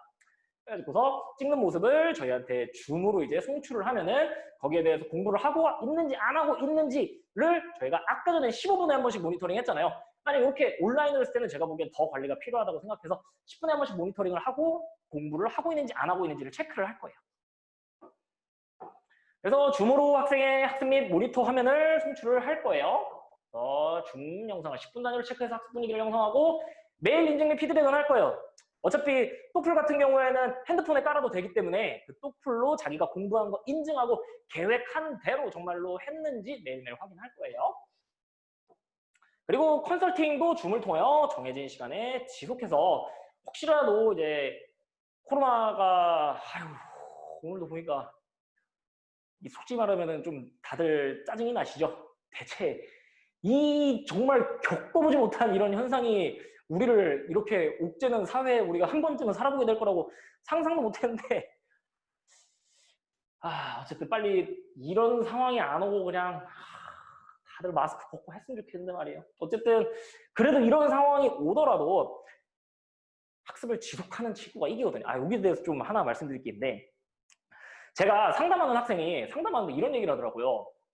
선생님, 얘가 한 2등급 언저리를 요번에 받았거든요. 근데 자기는 이 코로나가 아니었으면 2등급을 못 받았을 것 같대요. 그리고 자기는 코로나가 옴으로 인해갖고 옆에 있는 애들이 다 정말 맛이 가더래요. 그래갖고 저는 기회다 싶어서 공부를 했다는 거예요. 이 친구의 정말 역발상. 사실 막 이게 코로나라는 이제 위기 상황이 오면은 정말 이런 데에서 막 빈틈을 찾아서 막 온라인 시장을 개척하고 그런 사람들이 있듯이 학생들도 그런 좀 생각을 하는 친구들이 있더라고요. 네, 그 친구 정말 대단한 건데, 그러니까 저희 같은 경우에도 이 코로나임에도 불구하고 이제 학생들이 공부할 수 있는 여건을 만들기 위해 가지고서 이런 콘텐츠를 준비를 해놨어요. 그래서 자료나 시험지가 필요한 경우에는 이게 인쇄를 뭐 집에서 인쇄기가 있으면 다행인데 안 되는 친구들 같은 경우에는 저희가 스터디핏 앞에다가 그 메일박스 놓을 거거든요. 그럼 거기 메일박스에서 자기 거 그냥 이름 붙여진 거 이제 수령해가면 될 것 같아요. 그래서 시간, 정해진 시간, 그리고 플러스 알파의 시간에 관리가 되는 학습 환경이면서도 쾌적하고 다양한 콘텐츠가 있는 그런 학습 환경에서 집중력 있게 자기가 혼자 계획도 하는 데다가 전문가 선생님들과 함께 그 아이에게 가장 필요한 걸 진단해서 계획을 짜고, 그리고 졸립다라고 하는 것도 집에 있으면은 사실 얼마나 나태해져요. 1시에 일어나면 진짜, 그러니까 일찍 일어나면 솔직히 뭐라고 하는데 1시에 일어나면 정말 아무것도 하기 싫거든요, 사람이. 몸 자체가 게을러지고 노곤해지는 거죠. 이거를 일찍 오고 와서도 졸릴 때는 깨워주고 쿨존에 가서도 공부할 수 있도록 유도해서 잠도, 그리고 휴대폰도 입구에서 뺏어서 우리가 공부하는데 가장 이런 이 피해를 주는 이 스마트폰을 이 멀리하는 그런 기회와 습관. 이 스마트폰도 사실 이제 애들 막 한 2주 동안 제가 막 뺏고 그러잖아요. 그럼 맨 처음에는 막 애들이 이 농담이 아니라 약간 분노 조절이 막 생겨요. 막 화를 막 으악 낸다든지 이러거든요. 근데 이렇게 2주 지나고 나면 애들이, 아니 케바케긴 한데 조금 평온해져요, 애들이. 그때 내가 왜 그랬을까. 근데 이제 멀리 떨어뜨리는 거는 좀 연습을 해야 되기는 해요. 근데 이게 집에서도 어머님들께서 사실 뭐 한두 번 지도하셨겠어요. 근데 정말 쉽지 않잖아요. 근데 이제 학원과 그런 분위기를 가진 공간이라면은 아이들이 능히 해낼 수 있을 거고, 그런 공간에서 이거를 떨어뜨리는 연습을 하는 게 되게 중요하다고 생각을 해요. 이런 것도 관리를 해주고, 진로 관련해서도 뭐 진로를 정하지 못한 친구들은 진로를 잡을 수 있도록, 그리고 진로가 정해져 있다면 그 진로에 대해서 탐구를 해서 학생부 종합전형에 유리해지기 위한 포트폴리오를 만드는 과정을 수업과 선생님들의 멘토링을 통해서 해낼 거예요.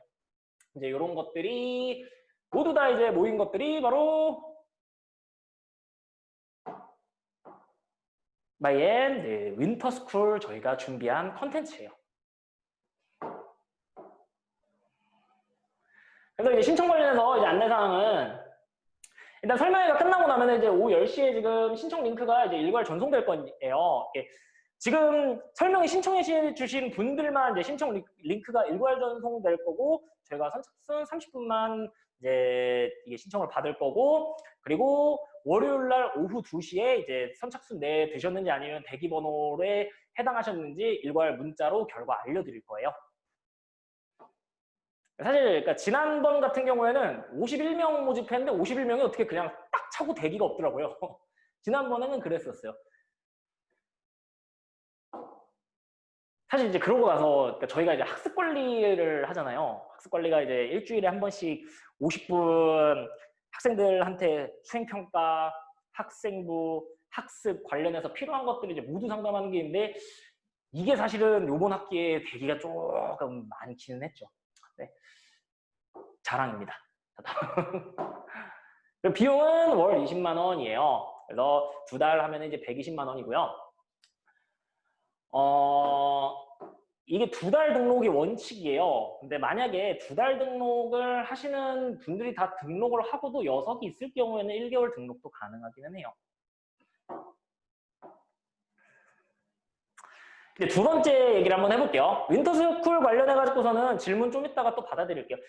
아이고, 이게 또 너무 늦은 시간에 제가 시간을 많이 뺏지 않도록 지금부터는, 요거는 원래 이제 윈터스쿨 설명이니까 요거는 제가 빨리빨리 해보도록 할게요.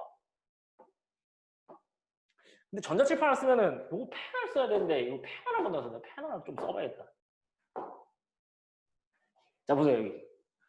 자, 각 학교의 다양한 진로 프로그램에 대해서 이제 대비를 해야 돼요. 학생 종합전형에서. 뭐 광명북고에 있는 뭐 창의융합 진로 활동, 소하고 소아 비전 맵, 그리고 뭐 광문고의 뭐 진로 프로젝트, 뭐 다른 학교들을 제가 이름이 좀 지금은 기억이 안 나는데 모든 학교가 다 있어요, 정말. 이런 진로 관련해가지고서 자신이 탐구한 것들을 녹일 수 있거든요. 진로 관련도 있고, 두 번째는 이제 근데 진로 관련해가지고서 막 의학이다라고 하면은 뭐 의학에 대해서 뭐 얼마나 공부할 수 있겠어요, 애들이. 그죠? 막 가서 막 무슨 인체 해부도를 본다든지 환자의 상태를 뭐 정밀 진단을 한다든지 뭐 수학이랑 이런 것들 탐구하기가 정말 쉬워요. 의학을 하면요. 의학에 관련돼서만 하려고 그러면은. 대학교에서도 이런 거예요. 막 의학에 대해서 1년 내내 막 이렇게 봤는데 그냥 얕은 것만 이렇게 판례들 같은 경우에 학업 역량이 있다고 판단하지 않아요. 그러니까 물론 자기가 진로에 관심이 있다라고 해서 이 호기심을 가지고 조금 깊이를 가지고 하면 좋아하죠. 이걸 진로 활동에 최대한 깊이가 있으면서 의미 있는 활동을 저희는 이제 선택하려고 해야 될 거고요. 근데 만약에 이런 진로 관련한 게 안 된다 라고 하면은 진로 관련 과목들에 관련해가지고서 자신이 탐구 활동을 미리 해놓고 이 레포트로 만들어 놓으면은 그것도 세특에 언제든지 기재가 가능해요. 그래서 서울시 진로 진학 정보 사이트에 가면은 고등학교, 그러니까 2015학년 개정 교육 과정에 대한 안내하는 곳이 있거든요. 이제 진학 정보에 보면요. 거기 보면은 이 각 계열이나 각 과마다 어떤 과목들이 좀 중요한지 이런 거 알려주는 게 있어요. 요거를 제가 이게 PPT에 넣으려다가 좀 못 넣었는데, 요거는 제가 블로그 포스팅을 한번 해서 알려드릴게요. 그러니까 그런 정보를 참조하시면 좋다고. 사실, 그러니까 마이엠에서 만든, 그러니까 이 선택 과목, 권장 과목, 사실 그게 더 자료가 제가 보기에는 좋긴 한데, 이런 거는 만약 마이엠 오셔가지고서, 상담 받으시거나 할 때 한번 여쭤보시면 될 것 같고요. 네, 그것도 제가 한번 그 정보도 나중에 블로그를 통해서 한번 알려드릴게요. 참조하시면 좋으니까요. 그리고 깊이 있는 사고를 하는 거, 이건 무슨 얘기냐면요. 요새는 창의융합 시대잖아요. 그래서 영어교육과를 가려는 얘가 경제를 하는 게 의미가 있을까요? 의미가 있죠. 교육을 하려고 하면은 애들이, 그러니까 물론 공부하는 것도 중요하지만 애들이 사회생활 나가가지고서 진짜로 재테크를 잘할 수 있게 현실적으로 여기 프로지오를 자기가 전세로 들어가기 위해 가지고서는 얼마나 이 저축을 해야 되고 이런 것들에 대한 관념이 없으니까 부동산 법도 모르니까 이런 것들을 학생들에게 알려주기 위해서 경제에 대한 막 부동산 법 같은 걸 이번에 공부한 친구가 있거든요. 이런 식으로 녹여내면 돼요. 나중에 다. 과학을 하는 친구도 인문학적 사고를 할 수 있어야지만이 과학이 정말로 인간들이 좋아하는 기술로 탈바꿈할 수 있는 그런 공학적 사고를 할 수 있는 거고요. 인문학부에 있는 친구들, 사회계열로 가려는 친구들 같은 경우에도 통계, 숫자, 그리고 기계들이 어떤 식으로 작동하는지 원리를 알아야지 경영을 할 때도 이거에 대해 가지고서 심층적으로 고민을 할 수 있기 때문에 어떠한 과목이든 간에 자기가 진로와 관련 없다라고 하더라도 깊이 있는 사고를 할 수 있는 것이 있다면은 이런 것도 독서를 통해 가지고서 정리를 해놓으면 되게 좋아요. 좀 자세히 말씀을 드리자면은 일단은 진로가 정해져 있지 않다라고 하면은 그냥 이 정도 해보시면 돼요. 이게 워크넷 가가지고서 뭐 한 거 요 결과지거든요. 이거 이제 보고 나가지고서 그러니까 특정하게 막 진짜 무슨 뭐랄까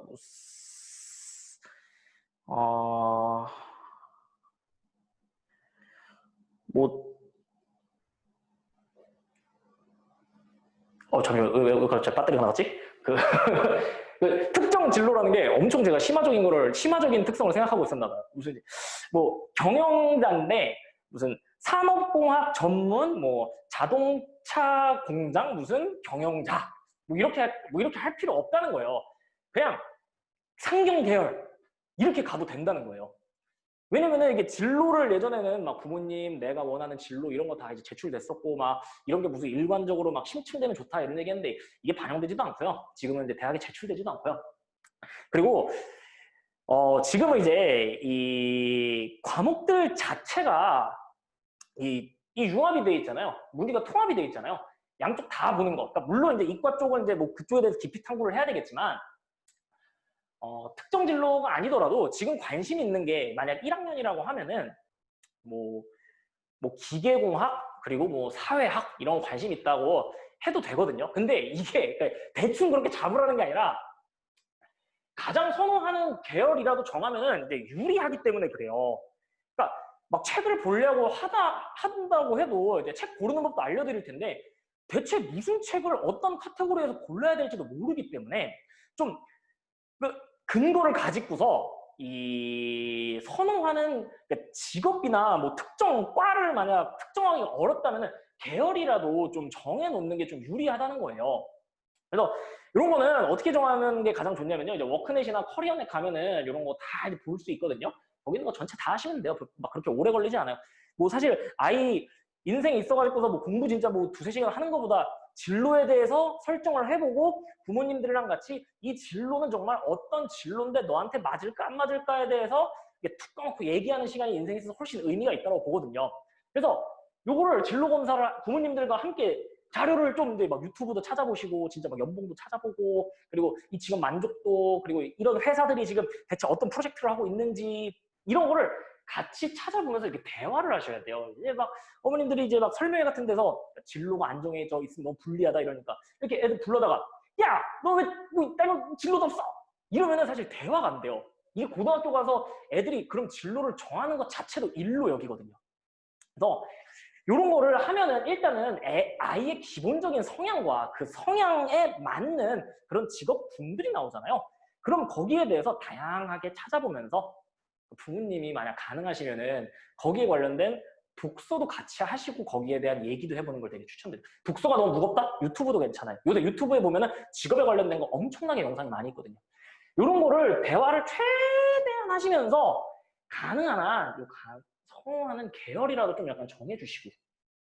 그러니까 특정 뭐 진로가 돼도 좋아요. 되면 정말 좋죠. 막 무슨 정형외과 의사 이렇게 만약 정해져 있다면 좋은데 그게 만약 안 된다라고 하면은 가장 선호하는 건 3가지 정도? 그냥 뭐 이공계열 이렇게 정해놓고 야 그럼 너는 이공계열 중에 3개 중에 뭐가 제일 땡기나 골라봐. 뭐 신약, 자동차, 컴퓨터, 뭐 유전자 조작해가지고서 막 뭐 사람을 뛰어나게 만드는 그런 기술 막 이런 거를 그냥 예시를 줘보시고 그 중에 가장 관심 있다라고 하면은 같이 유튜브도 한번 보시고 최대한 대화를 해가지고서 진로를 이끌어내시면은 어머나 유리해져요.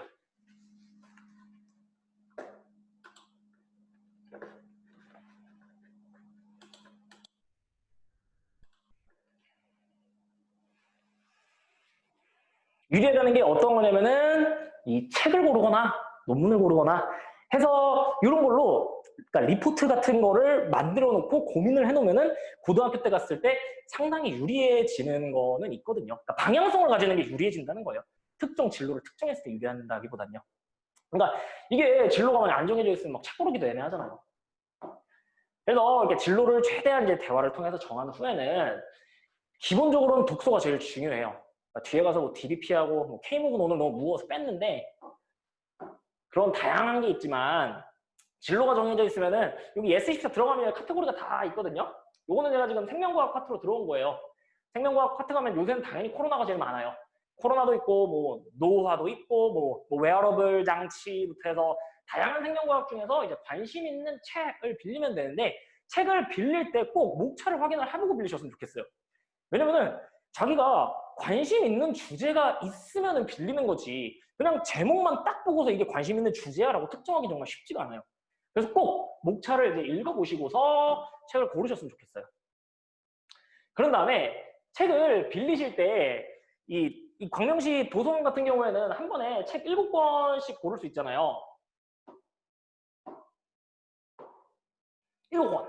그래서 책을 한 번 빌릴 때 진로 관련해가지고 많이 빌린 다음에 이게 읽어보면은 자기가 생각했던 책이 아닐 수도 있고 읽히지 않는 문체일 수도 있고 그렇거든요.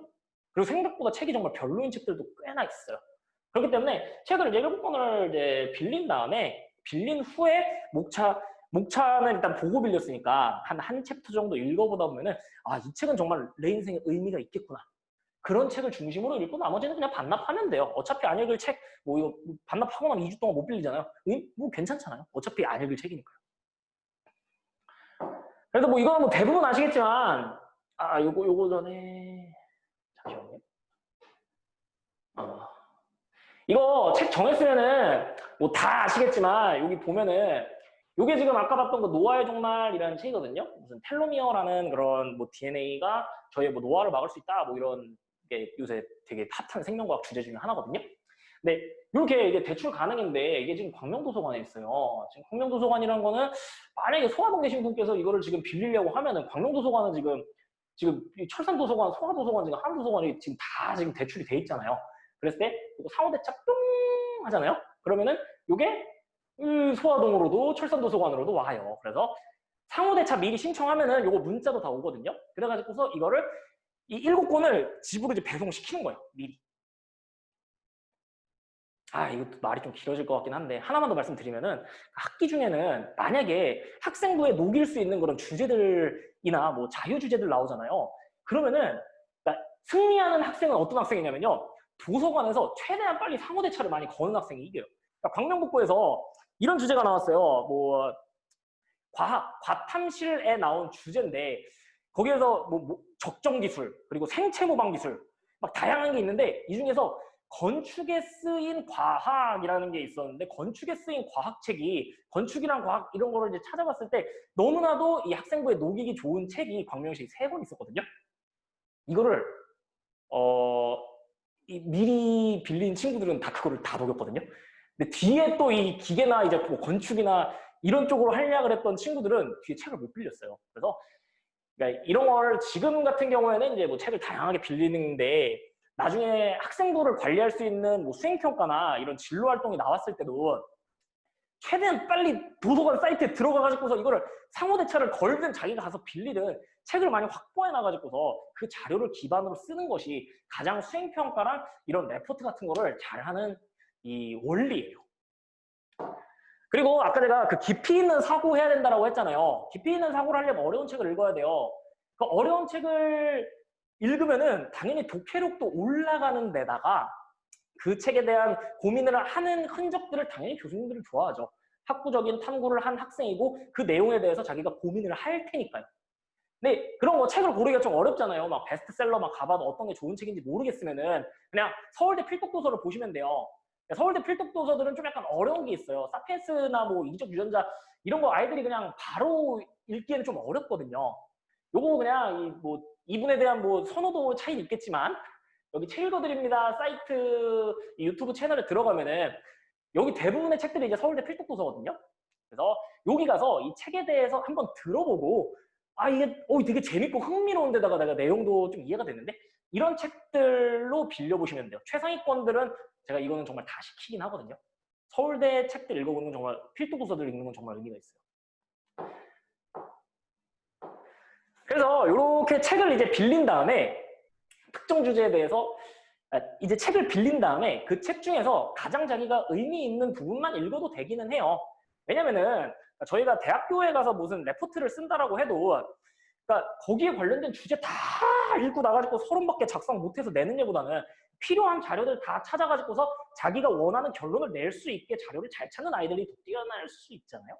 물론 시간이 있는 친구들 중학교 1학년, 2학년 그리고 지금 예비고1인 친구들 같은 경우에는 발췌독보다는 지금 책을 완벽하게 숙독하면서 그 전체 책에 대한 흐름까지 파악을 하는 그런 독해력을 향상시키는 독서가 훨씬 좋긴 좋아요. 근데 만약에 이 레포트를 쓰기 위해서는 책을 다 읽는 게 너무 부담된다라고 하면은 요 독서 감상문에 들어갈 수 있을 정도로의 책을 읽어보는 것도 괜찮기는 해요. 일단 이거부터 연습하고 나중에 숙독을 하는 거죠. 그래서 일단은 여기 이게 그 광명북고 거를 제가 조금 약간 그 각색을 한 건데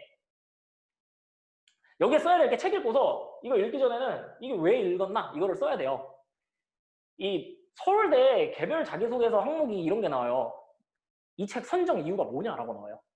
그러니까 너 아무 생각 없이 그냥 필독도서에서 읽었거나 아니면은 그냥 누가 읽으라서 읽은 게 아니라 너 이거 무슨 생각을 가지고 읽었냐 이게 면접에서 질문으로 제일 많이 나오거든요.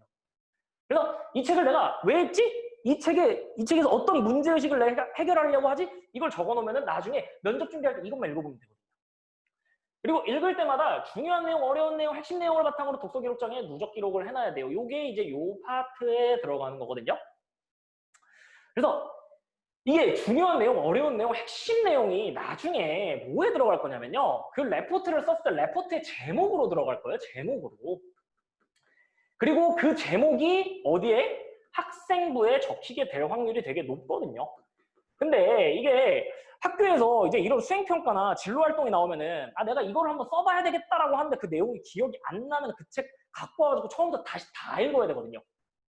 그래서 이거를 자료화해 놓는 게 아주 중요해요. 이렇게 자료화를 하면 되는데 요거를 다 읽고 쓰는 게 아니라 여기 중간 부분 있잖아요. 여기는 읽을 때마다 써야 돼요. 읽을 때마다 자기가 중요하고 의미 있고 어렵다라고 생각하는 내용 여기다 다 적어놓으면 돼요. 이거는 나중에 레포트 쓸 때 다 활용할 수 있어요. 이거는 면접에서 많이 활용할 거고요. 그리고 읽은 후에 이런 거 읽은 후에 거기 대부분의 책이나 논문이나 그 작가가 그 문제식에 대한 결론을 내놓거든요. 근데 여기에 대해서 자기가 무슨 막 반박을 하는데 뭐 자기만의 새로운 이론을 가지고서 막 반박할 수 없어요. 이 작가가 생각하는 그 메시지에 대해서 내가 공감하는지 공감을 하면은 그냥 그 공감한 내용을 자기가 배우면은 자기께 될 수도 있어요. 뭐 예를 들면은 뭐 저희가 뭐 신자유주의냐 아니면은 공동체를 이룩하는 그런 뭐 마이클 샌델식의 자본주의냐 이런 거에 대해서 저희가 만약 고민을 할 때 마이클 샌델의 의견이 맞다라고 하면은 그게 앞으로 자기 의견이 될 수 있는 거거든요.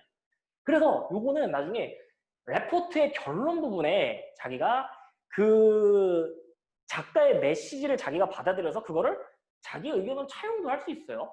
사실 대학교 때까지는 공부가 대부분 남의 의견을 받아들이고 그거를 내 말로 하는 거거든요. 그래서 요 부분을 적어놓으면은 레포트의 결론 파트를 나중에 구성을 할 수 있어요.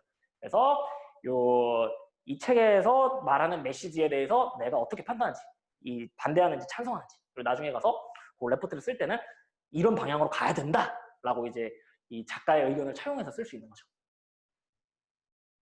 그래서 그러니까 제가 이런 거를 이제 항상 하는 이유는 사실 학생이 그냥 혼자 하면 제일 좋아요. 그리고 집에서 지도가 가능하면은 더 좋고요. 그러니까 제가 학습관리 요거 상담 일주일에 한 번 하는 것도 그러니까 최대한 학생들이 빨리 배워서 그냥 자기가 스스로 했으면 좋겠다라는 생각을 하거든요. 근데 이제 이런 거를 이제 힘들어 하면은 저는 도와주는 프로그램도 필요하다고 생각을 해서 저희가 그런 프로그램들을 이제 학습관리라는 형태로 그리고 이제 스타틱 윈터스쿨이라는 형태로 만들어서 도와주는 거죠. 그리고 이제 심화 내용을 다루거나 그 작가가 생각하는 메시지에 좀 약간 다른 의견도 한번 알아보고 싶다라고 하면은 이거 사이트 이름을 안 적었네. 이제 DBPR라는 거거든요.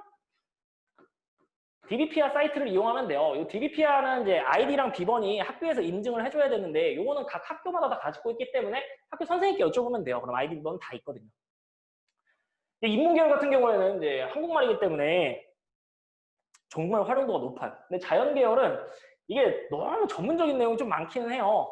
무슨 뭐 반도체에 대해 가지고서 그 반도체의 원리에 사용되는 막 물리 법칙과 막 수학적 원리 막 이런 게 들어가 있어서 좀 어렵긴 한데 요거는 그냥 이행 가능한 정도의 수준을 찾는 게 좋긴 하죠. 자연계열. 근데 자연계열도 녹일 수 있는 거 정말 많아요. 이게 근데 좀 연습을 좀 해야 되긴 해요. 이 DBPR 검색도 키워드를 내가 어떻게 검색을 해야 되는지.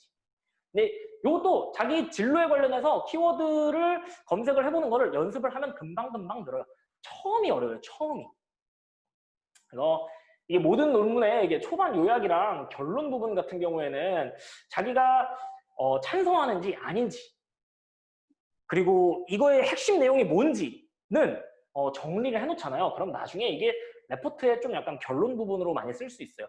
그래서 초반 부분의 요약 부분이랑 결론 부분을 많이 활용하죠. 중간에 본론은 막 이제 연구가 너무 많이 이루어지다 보니까 좀 내용을 읽어보는 수준까지밖에 할 수는 없거든요. 이게 시간이 한정이 돼 있어서 그런데 진짜 논문 하나를 해서 한번 보여드리고 싶긴 하네요.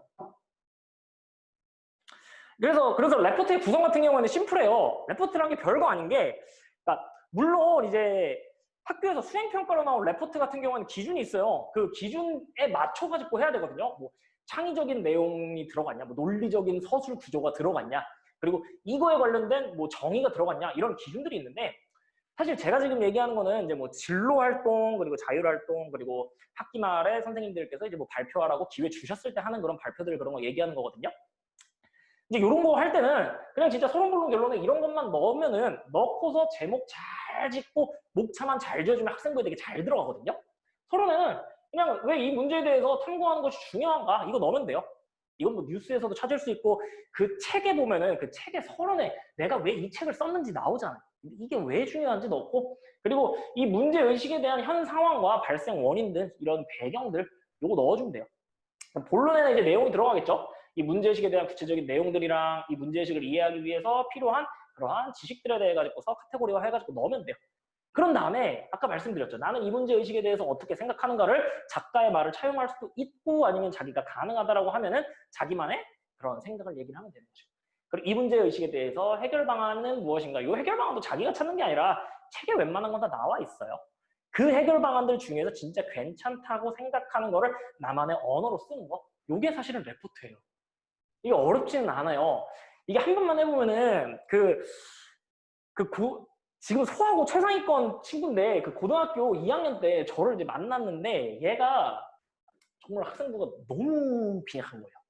그래서 제가 요걸 레포트 쓰는 법을 이제 알려줬거든요. 그리고 레포트를 몇 번 피드백을 해줬더니 얘가 그냥 레포트를 그냥 이 만드는 게 일도 아니에요. 얘는 그냥 뭐 일주일에 막 그냥 한 개씩 팍팍팍팍팍 해가지고서 지금 그 친구 학생부는 정말 화려하거든요. 그래서 이런 레포트 쓰는 법만 익혀놓으면은 그리고 요거는 저희 요번에 윈터스쿨에서 다 지도는 할 거고요. 잘 익혀놓으면은 그래서 이제 이 만들어 놓기만 하면은 정말 세특에다가 이렇게 쑥 하고 저 친구처럼 이제 들어갈 수 있는 거예요. 근데 하나 이제 혹시나 만약에 이제 세특에서 자기가 무슨 통합과학 시간에 쓰려고 이 반도체에 대해 가지고서 무슨 다이오드부터 해가지고서 되게 깊숙이 해놨는데 요거를 뭐 발표할 기회가 없었다라고 해도 기회가 없진 않을 거거든요. 기회가 만약 없으면은 상담들을 통해서 해결 가능해요. 학교에서. 이거를 제가 지금 왜 말씀을 드리냐면은 지금 기말고사 기간이잖아요. 기말고사 끝나고 나서 일주일 동안이 학생부를 만드는데 가장 중요한 시기예요. 그리고 그 기말고사 보기 전에 좀 양념을 많이 해놔야 돼요. 양념이라는 게 선생님들께 혹시 제가 선생님 이런 주제를 한번 탐구해보고 싶었는데 이번 학기에 못해서 이렇게 못해서 한번 해봐도 될까요? 이렇게 해도 되고 이런 것도 있어요. 아 이게 기회가 있을 줄 알고 준비를 해놨는데 막상 그런 기회가 수업 시간에 없었어요. 학교 활동이나. 그럴 때는 선생님 제가 그때 이런 활동할 때 이게 저는 준비하면 될 줄 알고 이런 걸 준비해서 이런 결과물을 만들어냈었는데요 라고 해서 이렇게 가져가잖아요. 그리고 선생님들마다 좀 이제 학생부를 잘 적어주시는 정도도 다르니까 자기가 한 학기 동안 했던 것들을 이제 자기가 좀 적혔으면 좋겠는 방향으로 이렇게 표로 정리를 이제 해서 가게 시키거든요, 저는. 그래서 이렇게 정리를 해서 가면은 자기가 한 학기 동안 했던 건데 정말 의미가 있다고 생각을 하고 그 중에서 가장 중요한 내용들을 선생님이랑 상담을 통해서 그걸 다 녹일 수 있고요. 그리고 나서 기말고사 전 혹은 기말고사 딱 끝나고 나서 선생님들께 선생님 제가 요거 영어 모의고사를 읽어봤는데 요거 모의고사가 제 진로랑 관련해서 요런 탐구의 여지가 있었는데 요걸 친구들한테 한 영어 한 문장 두 문장 정도 섞어가지고 친구들한테 간단하게 수업 시간에 설명할 수 있을까요? 라고 하면은 웬만하면 돼요 정말. 그렇게 됐을 때 이런 두 번째 상담. 그래서 이게 자기가 세특을 한번 떠올려보고 이렇게 부족한 것들이 만약 있었다라고 하면은 그 과목들에 대해 가지고서는 선생님들께 이런 발표나 보고서의 기회가 있나 좀 여쭈면 좋고요. 시간이 없는데 하나만 더 말씀드릴게요. 그러니까 동아리 같은 경우에도 이런 거예요. 이게 이번에 코로나로 인해 가지고서 이거 동아리 활동 많이 못했잖아요. 그래서 제가 애들한테 다 시킨 게 뭐냐면요. 카페를 하나 만들려고 그랬어요. 네이버 카페나 다음 카페를 하나 만든 다음에 자기가 진로에 관련해가지고서 보고서를 하나 쓰고 거기에 대해서 애들이 이렇게 댓글로 토론을 다는 거예요. 그러고서 요거 활동한 거를 이제 선생님께 말씀을 드리면 개인 보고서 쓴 거 내용이랑 이거 토론한 거 다 들어갈 수 있거든요. 그래서 이게 코로나가 왔다라고 해도 이게 계속 막 밀린다고 해서 자기도 밀리면 안 돼요. 가서 이런 기회도 이제 상담해가지고서 잡을 줄 알아야 되고 동아리도 내가 어떻게 하면 좀 잘 운영할 수 있을까? 이런 걸 고민한 다음에 적극적으로 해야 돼요. 이거는 정말 하기만 하면 녹일 수 있으니까요. 그래서 이번 방학 때도 이 과목들에 대해서 그리고 진로에 관해서 그리고 깊은 사고를 할 수 있는 주제들에 대해서 정말 자기가 탐구해놓고 이걸 만들어 놓는다라고 하면은 기회가 왔을 때도 잡을 수 있고 이런 그냥 선생님께 이렇게 했다라고 말씀드리면 웬만한 게 기재가 될 수 있다는 거죠. 그리고 이제 방학 중에 꼭 해야 될 것들 이거 빨리 할게요. 빨리 한다고 얘기하고 빨리 하는 게 하나도 없네요.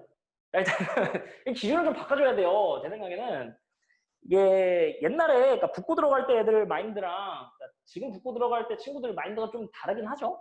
옛날 비평준화할 때랑. 그리고 뭐 이게 뭐 지역이라는 게 좀 있긴 하죠. 이런 게 뭐 강남 친구들 같은 경우에는 원래부터 그냥 학원 가서 이제 공부하는 게 좀 익숙하고 당연히 방학 때 같은 경우에도 뭐 친구들이 아침부터 뭐 5시까지 학원 돌리고 그 다음에 뭐 독서실 가는 게 주변에서 많이들 하니까 뭐 학업 역량이 좀 다른 지역에서 뭐 좀 떨어지는 친구들도 그 친구들을 따라가다 보면 이제 학업 역량이 올라가는 건 이제 사실이에요.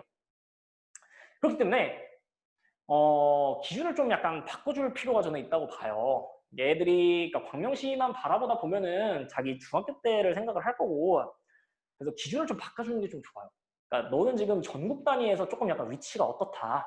그렇기 때문에 전국 단위 아이들과 어차피 경쟁하는 이런 입시에 있어서 조금 더 노력을 할 필요가 있다는 걸 보여주기 위해서 좀 모의고사를 보는 걸 추천을 해요.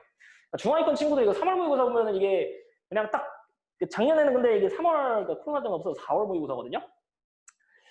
요게 딱 중3 거까지가 나오는 거예요. 근데 중3 거까지를 모의고사 스타일로 해석하기 때문에 고등학교 문제들, 그런 어려운 문제들의 수준에 맞춰서 나오기 때문에 이거를 한번 봐보고 내가 대체 어느 정도인가 진단을 하는 거예요. 근데 이제 좀 중하위권 친구들인데 그래도 내가 수학을 이 수3까지는 해놨다. 그러면은 이제 6월 모의고사 이렇게 보는 거예요.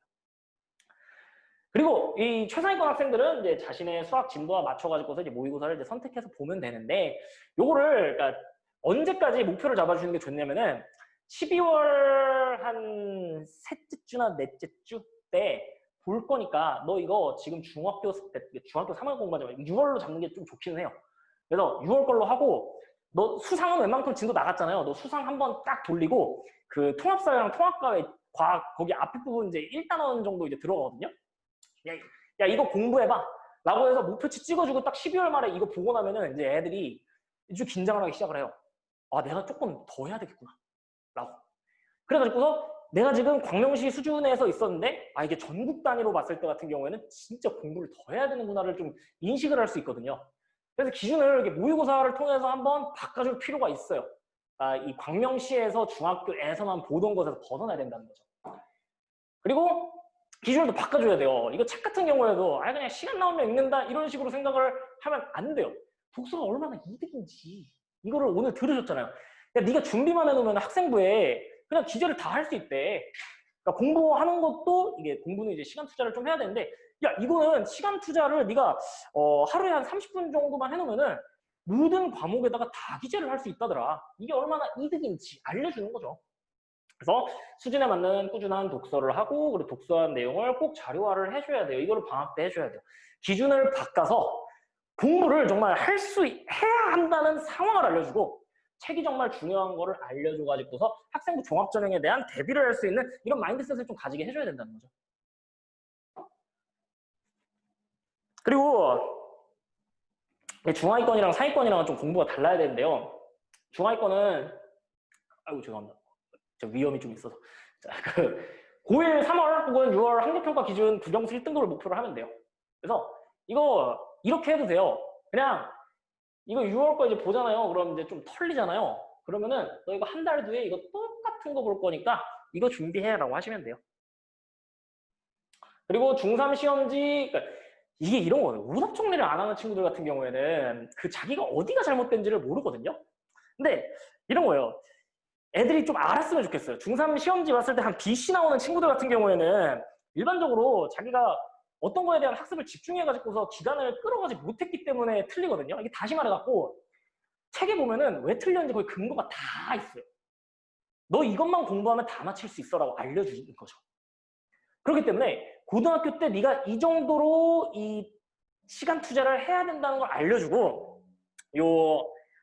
좀 12월 달 때부터 얘들은 그 공부를 하기만 하면 오를 수 있는 이 암기 3대장들, 이 암기 3대장 사회과학 한국사를 미리미리 끝내가지고서 충격파를 좀 흡수를 해놔야 돼요. 이게 중하위권이라고 하면은 막 B랑 C가 섞여 있는 친구들은 이제 고등학교 가서 진짜 5, 6등급 나올 확률이 되게 높잖아요. 근데 이런 거를 사회과학 한국사를 통해 가지고서 이런 거를 3이나 4 가능하면은 2까지 해가지고서 이 충격파를 이제 대비하는 거죠. 그래서 조금 이 공부하는 속도가 좀 약간 느리고 그냥 이렇게 꾸준히 앉아서 해야 되는 친구들 같은 경우에는 요 오답 정리를 통해 가지고서 네가 지금 이런 거를 공부만 하면 될 수 있다라는 인식을 좀 알려준 다음에 그 학습 전략을 바탕으로 해가지고서 자 이런 것들을 해내면 되는 거죠. 그리고 수학은 천천히 해야 돼요. 천천히. 이 개념서부터 이 학원에서 이제 개념서 이제 배우잖아요. 근데 그거 학원에서 그냥 채점 한번 하고 이렇게 넘어가고 그리고 다음 책 넘어가고 그럼 또 비슷한 수준 문제 다 틀리고 그거 오답 정리 또 안 하고 넘어가고 그리고 고난이도 문제 넘어가고 아 나 수포자야 이렇게 하면 안 된다는 거예요. 일단은 수학 같은 경우에는 개념서부터 해서 이제 오답 횟수 2회 채우는 학습 제가 여러 번 말씀드렸잖아요. 자기 스스로 2번은 풀 수 있게 일주일 단위로 계속 틀린 거 또 풀고 또 풀고 또 풀고 하는 학습을 통해서 개념서 한 건 완벽하게 끝낸 다음에 그런 다음에 이제 유형서 한 건 제대로 끝내는 거 이런 공부 스타일을 이번 방학 때 해놔야 돼요. 그리고 이게 고등학교 가서는 진짜 필요해요. 그러니까 이게 암기형 이런 게 안 통해요. 한 부분이라도 정말 정확하게 끝내고 가는 게 되게 중요하거든요. 그리고 이게 만약 자기주도 학습으로 하고 이제 국어학원 안 다닌다라고 하면은 그냥 이 정도만 해도 충분해요. 예비매산비랑 개념의 나비효과, 입문편 요거 보면서 요게 이제 개념의 나비효과, 입문편 보면은 이제 비문학이랑 뭐 시소설에 관련해서 어떻게 읽어야 되는지 그리고 보기에 어떤 것들이 나오는지 이런 것들을 다 알 수 있거든요. 그리고 그거를 통해 가지고서 이제 예비매산비라고 비문학 연습해 주시고 그리고 유튜브에 그러니까 비문학 학습법 치면은 그러니까 학습법 정말 많이 나오거든요. 그중에 자기 스타일이랑 가장 맞는 걸로 예비매산비 풀어준 다음에 개념의 나비효과 입문편을 통해서 이 국어 개념들을 다 습득하고 그런 다음에 고1 때 애들이 그 막 중세국어 나오고 하면은 그 막 음운 막 변동탈락 나오면은 이거 음운 너무 어려워해요. 하다가 포기한 친구들이 많은데 미리 인강 들어놓으면 여유가 되게 많이 생기거든요. 한 요 정도 학습 정도만 그 1, 2월 달을 통해서 해주, 1, 2월 달 말도 지금부터 해야 돼요. 지금부터 해주시면 되고요. 그리고 영어는 기본이 단어인데 사실 그러니까 중하위권 친구들은 이게 뭐 이게 독해를 배우고 간다라고 해도 보기에는 단어 몰라서 못 맞추는 경우가 많아서 일단 단어장 같은 경우에는 최소 2바퀴는 누정암기 해줘야 되고 요 그리고 문법 같은 경우에는 학교 가서 이제 선생님들이 다 친절하게 설명해 주시진 않거든요. 고등학교 가서는 얘들아 이거 봐 이거 관계 부사기 때문에 여기 뒷문장이 완벽하지 이러고 그냥 넘어가요. 그럼 이제 얘는 관계 부사가 뭐야? 뒷문장이 왜 완벽해? 이러고 이게 무슨 말인지 모르고 넘어가는 경우가 많기 때문에 문법 개념 정확하게 습득하고 그런 다음에 고1 모의고사 지문 자이스토리 사가지고서 한 2주일에 한 개씩 푸는데 그거를 완벽하게 독해하는 연습 정도만 시켜주면 돼요. 그리고 시간이 자 그리고 진로 관련 독서 정리해놓고 그리고 레포트 한 편 이상은 2월달까지 하나 정도 완성해놓으면 돼요. 이거는 저번에 그 윈터스쿨 때 저희 애들 하나씩은 다 썼거든요. 못 녹인 애는 없어요. 다 녹였어요. 다 쓸 수 있어요. 그리고 이 상위권 친구들 같은 경우에는 그러니까 목표를 아예 그냥 고2 6월이나 11월 학력평가 기준으로 해서 그러니까 최상위권 노린 친구들을 한 수험까지 끝내놨잖아요. 그래서 이거 일단 시험 봐보고 이거 국영수 1등급 목표로 해가지고 공부하면 되고요. 그리고 모의고사 이거 분석하면은 그러니까 자기가 문항 분석하면 자기 약점이 어딘지가 다 나와요. 그 문항별로 다루고 있는 그런 이 개념이랑 파트가 다르기 때문에요. 그거 보완 학습하면 되고 그러니까 뭐 국고랑 뭐 진성고 친구들 진학하는 친구들은 이제 영어 서술형 영어 그러니까 고3 거 이 모의고사 보면 1등급 나오는데 서술형에서 털린 친구도 있단 말이에요. 이거 서술형 연습하는 책들은 뭐 시중에 가면 다 물어보면 서점에서 다 알려주니까 요거 통해서 연습하고 그리고 내신이 조금 약간 불안해하는 친구들이 있거든요. 그냥 심리적으로 되게 불안해하는 친구도 있으면은 근데 원래 최상위권 친구들은 그냥 한 달 전에 준비해도 자기 리듬이 있기 때문에 공부는 그냥 그 리듬을 맡기는 게 나아요. 근데 불안해하는 친구들 같은 경우에는 그냥 한 2월 한 셋째 주부터 좀 내신 원래 이제 이과 관리하는 친구들은 이제 뭐 통합과학 해놓을 건데 사회랑 한국사도 그때쯤 한번 그냥 인강해서 돌려놓으면 마음이 편하다는 거죠.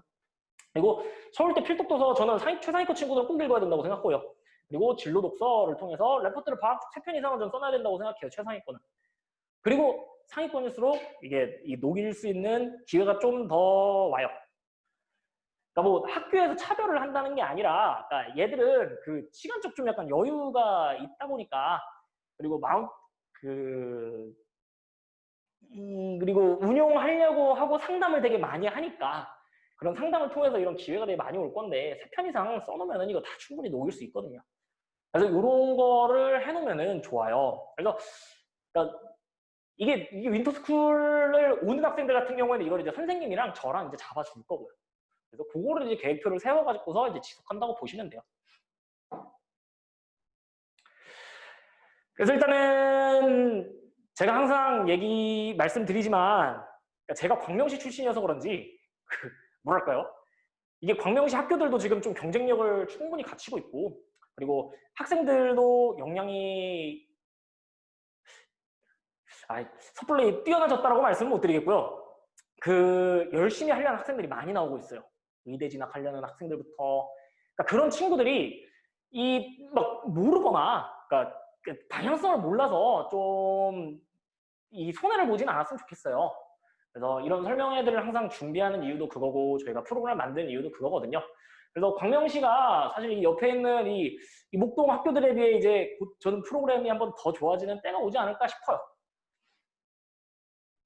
그리고 그러한 환경 하에서 우리 학생들이 모두 좀 성공적인 입시를 좀 했으면 좋겠기는 해요. 그래서 일단은 그러니까 질의응답을 할 건데 이게 오늘은 윈터스쿨에 관련된 거기 때문에 질의응답은 그러니까 뭐 소화고가 좋아요, 뭐 광의고가 좋아요 이런 건 따로 나중에 전화로 말씀드리고 윈터스쿨에 관련된 것만 좀 여쭤봐 주세요. 채팅창 한번 볼게요.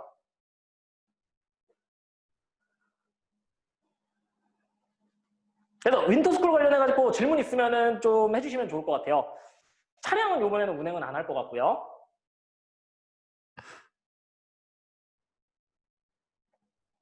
네, 남녀가 실이 구분이 되지는 않아요. 실이 구분되지는 않지만 남자만 몰고 여자만 몰아가지고서 구분은 할 거예요.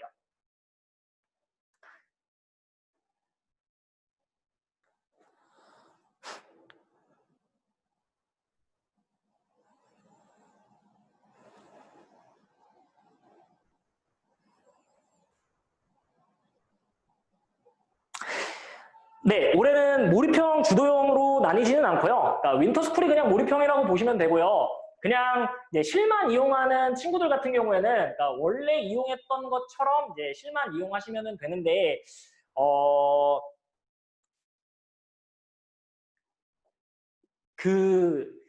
실만 이용하는 것들에 대해 가지고서는 요번에 리뉴얼이 좀 될 거고 리뉴얼 되는 것들에 대해 가지고서 저희 이제 이영진 선생님이라고 저기 실을 관리해 주시는 선생님이 계시거든요. 선생님께 전화를 드린다는데 스터디핏 전화번호거든요. 그 번호로 연락을 주시면 될 것 같은데 그걸 제가 채팅방에 남겨드릴게요. 기존 컨설팅을 하는 학생들 같은 경우에는 상담은 안 바뀌어요. 그러니까 어떻게 운영되냐면요. 그러니까 기존 상담을 받는, 그러니까 저한테 상담받는 학생들이 있잖아요. 혹은 이제 기존 상담받는 학생들은 기존 선생님이랑 기존에 하는데 다른 프로그램들을 다 이용 가능하다고 보시면 돼요. 그러니까 원래는 이제 상담을 이제 일주일에 3번 30분에 나눠서 그러니까 저희 이제 컨설팅 선생님이 해주시잖아요. 근데 그거를 그 친구들은 그냥 원래 하던 대로 그냥 제가 한다고 보시면 되고요. 고2 올라가는데 중하위권 학생은 늦은 건 아닐까라는 건데 이거에 대해서는 저는 인생에 있어서 언제든 성장하는 노력을 하는 시기가 전 늦은 시점은 없다라고 보기는 하거든요. 사실 뭐 어떻게 보면은 제가 뭐 제 친구들 보면은 막 고려대 나온 친구들이 막 이만큼 막 잘 된 친구도 있는데 저도 막 뭐 더 성장하려고 그러면은 지금 제가 늦은 나일까? 아니면은 제가 뭔가를 이제 시도하려고 할 때 늦은 나일까? 항상 생각하는데 늦은 나이는 그러니까 무슨 정말 상황적인 정말 안 되는 상황이 아닌 이상 없는데 학생들은 그 제약이 저는 없다라고 봐서 지금부터 1년이 됐든 일주일이 됐든 한 달이 됐든 최선을 다해서 공부해보는 경험은 너무나도 의미가 있기 때문에 일단은 그러니까 목표에 대비했을 때 늦었냐라는 질문을 할 수 있겠죠. 그래서 그 목표가 있을 때 그 목표를 이룰 수 있는 최대치를 저희가 컨설팅을 해드리고 그 방향성에 맞는 학습은 할 거예요. 이제 그러니까 고2 때 하면은 좀 이런 건 있죠. 이제 습관이 좀 안 하던 습관이 있기 때문에 요걸 잡아주는 게 속도가 좀 차이가 있을 수 있어요. 그래서 한 번에 확 좋아지지는 못할 가능성도 있다는 거죠. 근데 요번에 그 고등학교 1학년제가 컨설팅하는 친구가 있는데 이 친구 제가 딱 3개월 동안 했거든요. 광문고 친구인데. 근데 얘는 그냥 공부를 안 했던 친구인데 그냥 시키니까 그냥 쑥쑥쑥쑥 다 받아들여가지고서 그냥 그대로 공부를 하더라고요. 그래가지고서 얘는 그냥 3개월 끝나고서 그냥 상담 그만했어요. 얘는 그냥 앞으로 자기가 혼자 하면 되니까요. 그러니까 이런 케이스일 수 있고요. 온라인으로 하는 경우에는 네, 줌을 켜서 그 학생이 뭘 하는지를 이제 모니터링을 하고 혹시 졸거나 집중을 못하면은 그거에 대해 가지고서 전화를 해가지고서 이제 관리를 해주는 방식으로 이제 운영을 할 거예요. 그리고 상담 같은 경우에도 이제 정해진 날짜가 이제 그러니까 학생이 이제 일주일에 3번 하잖아요. 그게 요일 몇 시 이렇게 배정이 될 거거든요. 그 시간에 맞춰가지고서 상담 선생님이 줌으로 변함없이 상담해 주실 거예요. 주로 몇 학년들이 모이나요? 라는 거는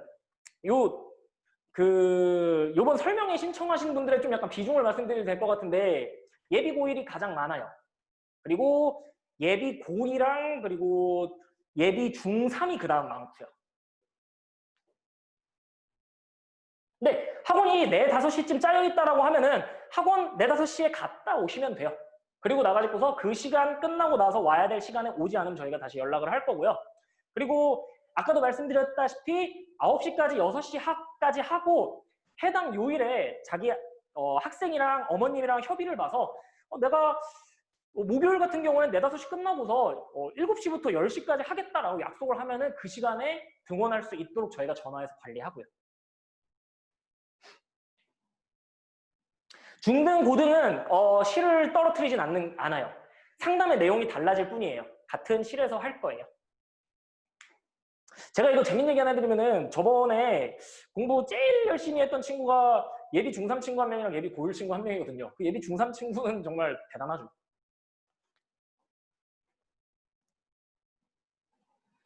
온라인 기준은 이제 이 등원을 할 수 없는 단계가 이제 3단계잖아요. 그래서 3단계 때고요. 그리고 근데 이런 거 있어요. 이제 2.5단계인데도 사람들마다 이 코로나라는 거에 대한 체감이 사실 다르잖아요. 그러니까 그런 거에 대해서 그 누구도 얘는 예민하냐, 뭐 너는 왜 이렇게 둔감하냐 이럴 수는 없다라고 봐요. 그냥 부모님과 그리고 그 가족들이 이제 판단을 하는 건데 우리 애가 이제 2.2단계임에도 불구하고 전날 이제 확진자가 무슨 800명이 이제 됐다. 그래서 좀 불안하다라고 하면은 이제 그 다음날 그 전날 저희한테 요청만 해주시면은 그 다음날은 이제 온라인 이제 관리를 하는 거죠. 근데 이제 국가에서 정한 건 3단계고요.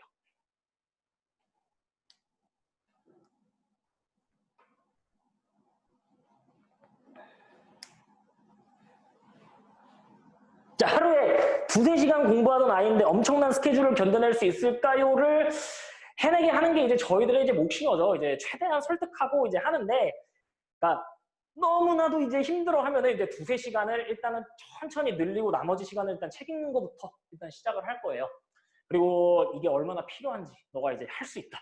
이런 거를 응원을 이제 계속 해줄 거죠. 그러다가 이제 진짜 딱 아이가 저희가 만약 판단했을 때 이 정도 시간 이상을 하면은 얘가 튕겨져 나가지만 이 정도라도 앉아서 해야 된다라고 하면은 어머님께 좀 시간 조율을 좀 할 수도 있기는 한데 근데 웬만하면 9시부터 6시까지는 다 공부 안 하는 친구들도 해냈어요. 작년에도요. 왜냐면은요. 옆 애들도 다 하니까요. 그래서 하다가 좀 쉬고 싶다라고 하면 그냥 책 읽으면 되니까요. 책 읽는 건 절대 아무도 뭐라고 안 하잖아요. 물론 거기서 막 무슨 롤 유튜브나 무슨 뭐 아이돌 유튜브를 보는 건 안 되죠. 그러니까 이거 믿어지지가 않는다라고 하시잖아요. 그러니까 이게 이런 거예요. 진짜 정말 1시간도 힘들어하는 친구가 있어요. 근데 그 친구도 일단은 최대한 응원을